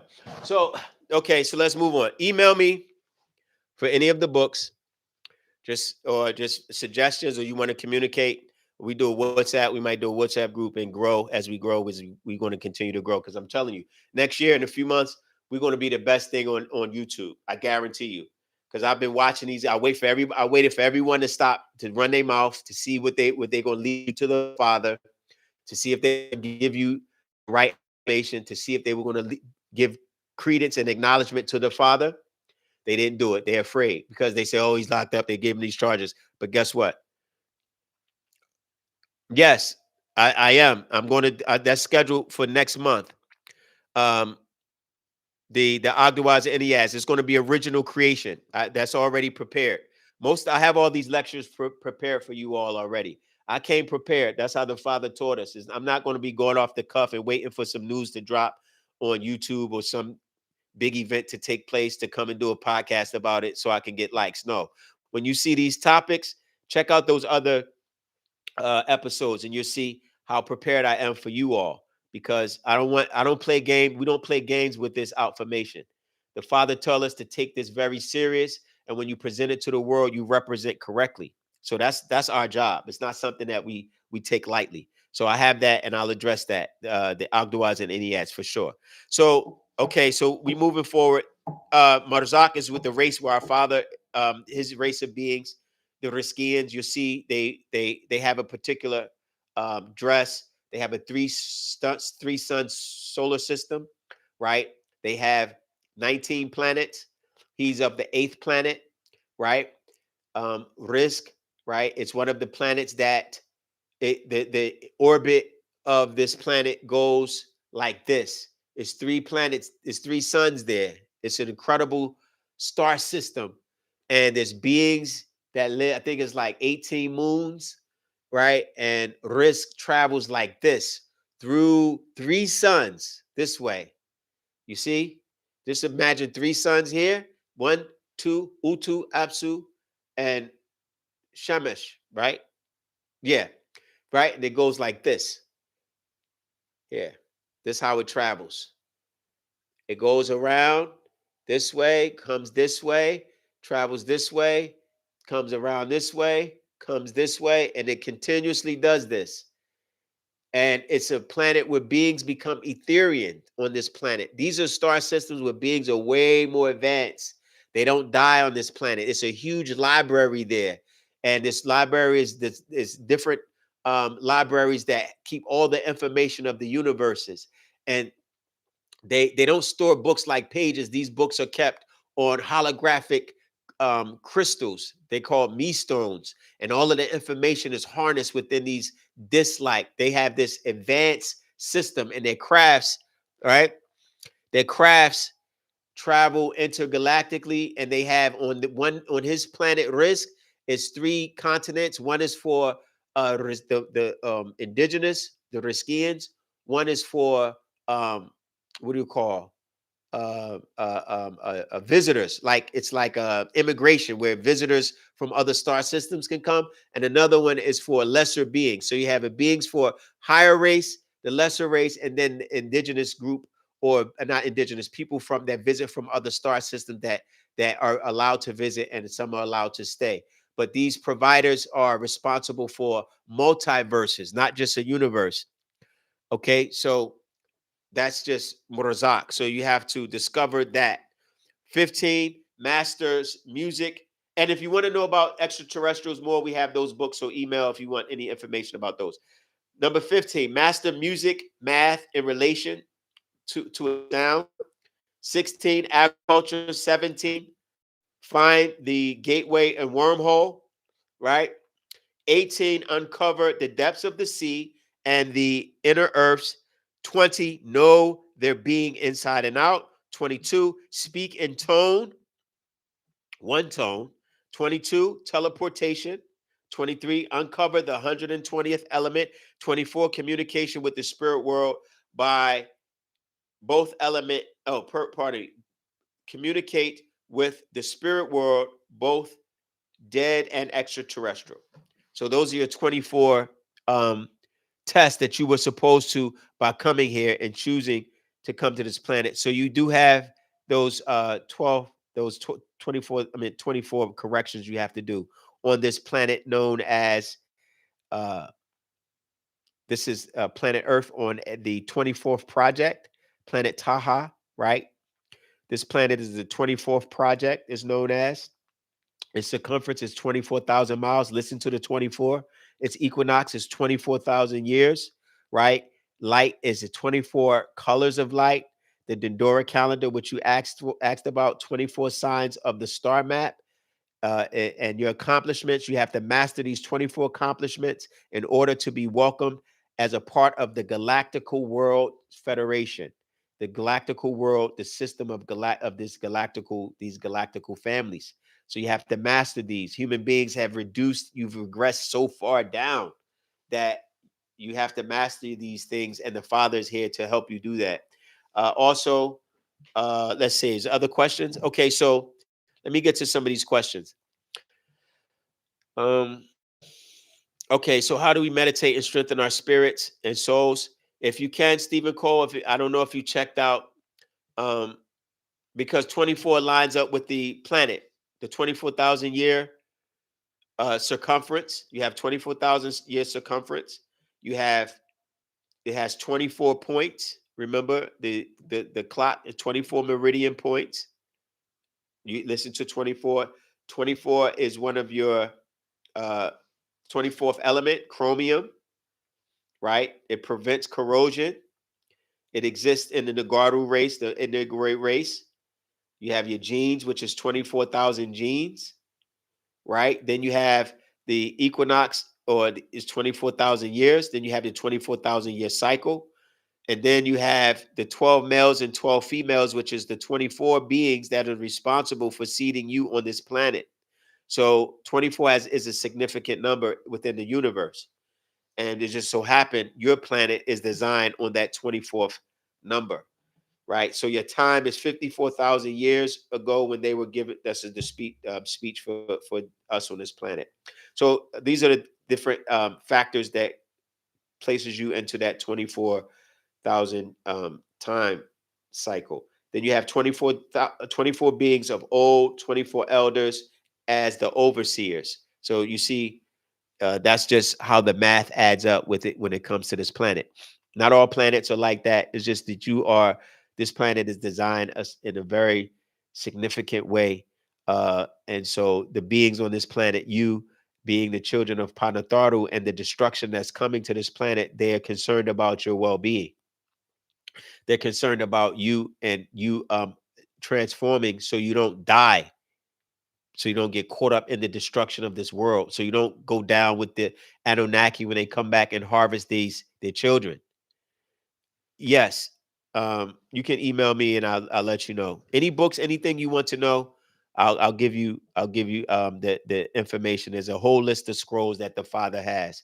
It's so many that it's several that where he mentions the 24. So I can send that to you. So please email me. I answer all the emails, and so we'll go through this in original creation in our update. I mean our lecture for original creation. Let's get to some of these other questions. All right. I hope that helped you, Chris. If you email me, you'll have that. Can you explain the spooky action at a distance and how that relates to my parents? I would have to know more specifically about spooky action, but we do have actual master secret actually that speaks about the uh, the mind link, right? Which speaks about the mind link. Oh, I have some books here. I need to have some so I can show them to you. But email it, you'll get them. When the mind link allows connection to distant relatives and keeps the distance by which you communicate, whether 1,000 miles or 100 feet, the distance is still the same because vibration and frequency doesn't is not measured like material matter. It's not separated in material matter in that way. And so there's ways to communicate with your ancestors in the other abode. We don't say dead because they don't die. They transform. Energy cannot be destroyed. It can only be transformed or move into a different type of existence. And so our ancestors, the conscious mind that they have, they spiritual bodies and souls still exist. It's just it doesn't have the body. The body goes back to the earth as matter, and your conscious mind moves on. But it has to be developed enough in the spiritual world, or you'll be born prematurely in the spiritual world. The same way a baby is born prematurely in the physical, if it doesn't have the nourishment and the type of nutrients and vitamins, and the mother is not eating correctly, or some type of malnourishment or malnutrition is there, right, or is born prematurely, then it has to be nursed and welcomed into by doctors who can guide it. But that happens in the spiritual world as well. If you're not taught about the spiritual world, when you're born into that world, you'll be premature because you will have attachments to the physical, right? When you pass, you shed the body, then you can be trapped. And I went through this specifically in the last episode, that you can be trapped in this material world because you haven't ascended or allowed yourself to be taught by a spiritual master. Our spiritual master is Panabab Yanun. So you have to be aware of that, and that's the purpose. So I can't explain your experience, but I can explain it in general, that it is available for you in that actual facts. Let me see some other questions. Do you have the Psalms of Yanun? I have to check. We do have it, but I have to check. Okay. So I'll check to be sure that that is available once you email. Let me go back to some other questions. I think someone asked me about the Orisha. I'll address the Orisha in their existence. Someone asked me about that as well. And these African deities that are physical and spiritual, just like you, but they were very influential in their cultures, and they had a very they had powerful influence amongst their descendants. But it's not necessarily the deities for everybody, because you may not be related to them by blood. You have to be related to certain beings by blood in order for you to be connected to them spiritually, because there's an etheric and spiritual connection that's done through literally etheric wires, that the DNA connects to your ancestral line through an entire phylogenetic tree that links you back to your furthest descendant. And if you're not on the same phone line, then you won't typically have a connection with them. That's why the Orisha and that type of African spirituality doesn't work for everyone, because those are the deities that are not over you. They may not be related to you. The ones that are related to you is your overseers, Panatharu, because they're the originators of your race. Therefore, all of you all are connected to them. But you have to connect to them, to your bloodline, through your parents on back. And that's why some of your spiritual ancestors still communicate with you. The ones that are more influential in your life and guide you, they come to you in your dreams. They the voice in your head that guides you in a specific way. Everyone has these type of, hopefully you do, you have these type of connections spiritually. I don't have a bookstore in Ghana yet, but I do. So I do have books. So if you email me, then um, I can help you get those publications. So yeah, it's been. Listen, I hope you all have shared. We've been on good time. We've covered most of what we needed to cover. Unless you just want to have finished the conversation. We've been on about 3 hours. I don't mind talking or giving that information. I'm glad the podcast is growing, and we'll have more lectures coming out as we move forward. But we hopefully this is clear without these extraterrestrial beings. And you have to be very, and we're going to do a part two because there's more to know, and we have to be clear on to make sure that we are offline. We're not connecting ourselves to these extraterrestrial beings. We know who these Allah Jehovahs is. We're looking at these characters specifically. I see you, Steph. I know a lot about Egg Island. We touched on that. We'll that's in one of the proof on page 60. The father mentions that in the proof. He speaks about Antarctica and where the seed of the Africans were uh were was laid, the seed of the Garden Anu race. If you check out episode 1 or 2, I just implore y'all to go to those episodes if you can and check them out, because we touched on other topics, the creation of those races, and Egg Island is mentioned. But this one was about these cherubim and Nunamnir, Enlil. I hope you are clear on Nanar. Take notes next time. Also, just tune in, leave a comment. Let me know what you think of the podcast. Let me know how you enjoyed the affirmation. I also take suggestions, and also if you need the books, that's my main thing. I'll make sure that you all have the publications. So let me go over the episodes that's coming up, so you can be aware what we'll be doing. Or on the 19th, we have part 2 of this: Elohiym, Anunaki, Yahweh, Jehovah, Allah, Eloh, all the same. Oh yeah, you caught the end. Sorry. So just sorry about that. Precise Allah. Just subscribe and make sure y'all put your notifications on. So October 27th, pardon me, October 19th, episode 5, we're going to do part 2. I think in that episode, we're going to go into the ancient tablets. I want to show y'all how these Anunnaki are in these ancient tablets. The same stories are in these ancient tablets. The Great Deluge, the Noah's Ark flood is in ancient tablets that came hundreds of years before the Bible. Right? Email me, Epic, and I'll send you a list of the books, so you know the looking for of the book of names. Oh, the book of names, the book of names. I'll check. Uh, okay, episode 27. Episode 27. Episode 6 is on the 27th. This is a real big one.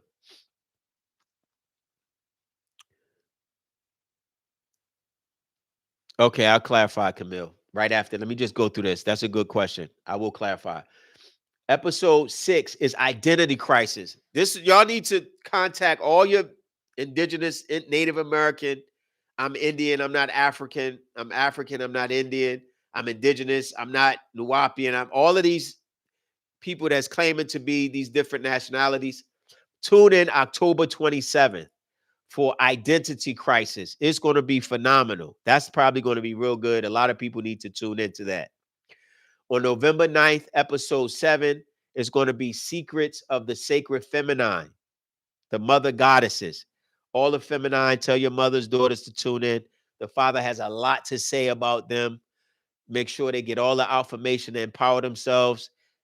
and make sure they stay in they see the femininity and divine mind, the mother goddess and who she is. That's going to be phenomenal. It's all about the feminine that day, episode 7, November 9th. Then on the 19th, it's a special one, episode 8. We're going to talk about the Father, the Heavenly Father in flesh. Who is Dr. Malachi Kobina York really? We're going to dig deep into this. So all the naysayers and people, not naysayers, I'm not attacked. It's just people don't know, so they may say things out of ignorance. I'm not beating nobody up. We're not in this for that. We're just gonna make it clear.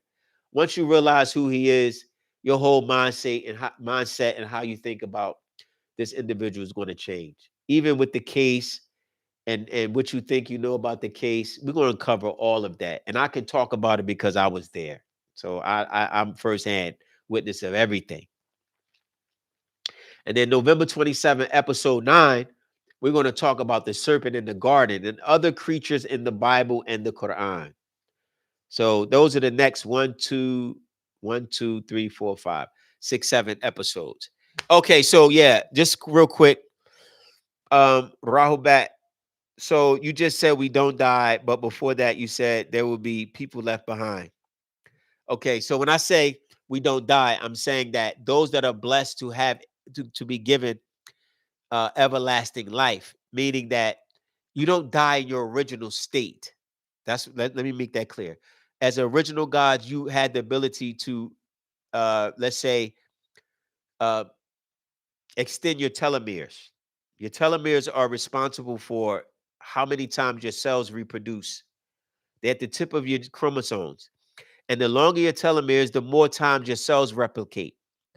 As you're young, when you're born, you have a certain amount of time that your cells will replicate before your skin cells, your brain cells, your nervous system, all your muscular tissue starts to die. Meaning that not die like die, but more so how many times your body rejuvenates. Because you can rejuvenate your skin, your hair rejuvenates, you can grow skin cells, young age, you have pimples, you break out skin cells over a few days. As you get older, it doesn't happen as fast. Muscles, you can grow muscle cells. A man can work out, women can work out. They cells replicate, duplicate very fast. They tear down, break because they grow new. But after a certain time, your body starts making new things. That's what is perceived as death. That's why I said you don't die of natural causes. So when you see a older person, say in their 90s, and their skin doesn't look as new, is because their cells are not, their telomeres are not replicating new skin cells to give them youthful look. Therefore, it appears as though they are dying. So what I'm saying is that in your original state, you had the ability to live forever in the physical body, right? So that's what I mean by that. Now, because you mixed in with, let's say, Adamites, you're not in your proper environment. You're not eating the proper food. You're not drinking the proper water or hydrating properly. You're in a high stress level environment. You're feeling guilt and shame and hurt and pain from religion, right? And so this is why you people are losing their, let's say, ability to rejuvenate themselves faster than they would. So that's what I mean by that. So you physically you do if you're not in your state, but the Father's here to, once he's able to give you the formula to live, these beings have the ability to allow you to live forever. And that's just what it is. It's a science. It's not some spooky stuff. So it's a little formula, and we'll get into that. It's in one of the books, Actual Facts as well. It speaks about the monatomic elements. Think uh, sacred ash. Yeah, it's a sacred ash called Mafkuzet. There are 8 platinum metals, 7 platinum metals, and 1 gold.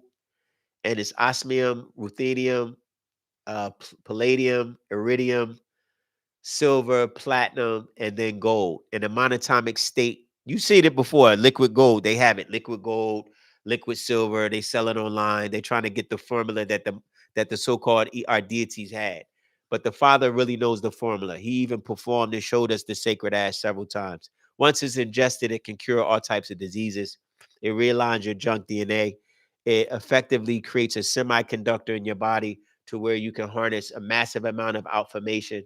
So it does miraculous powers. So when I say you can live forever, we don't die, that's what I mean, in your proper state.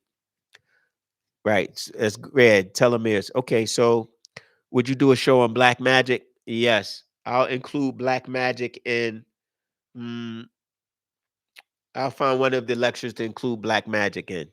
So we have a lot to cover. We're going to be on for a while. Okay, so we're going to be on for a while.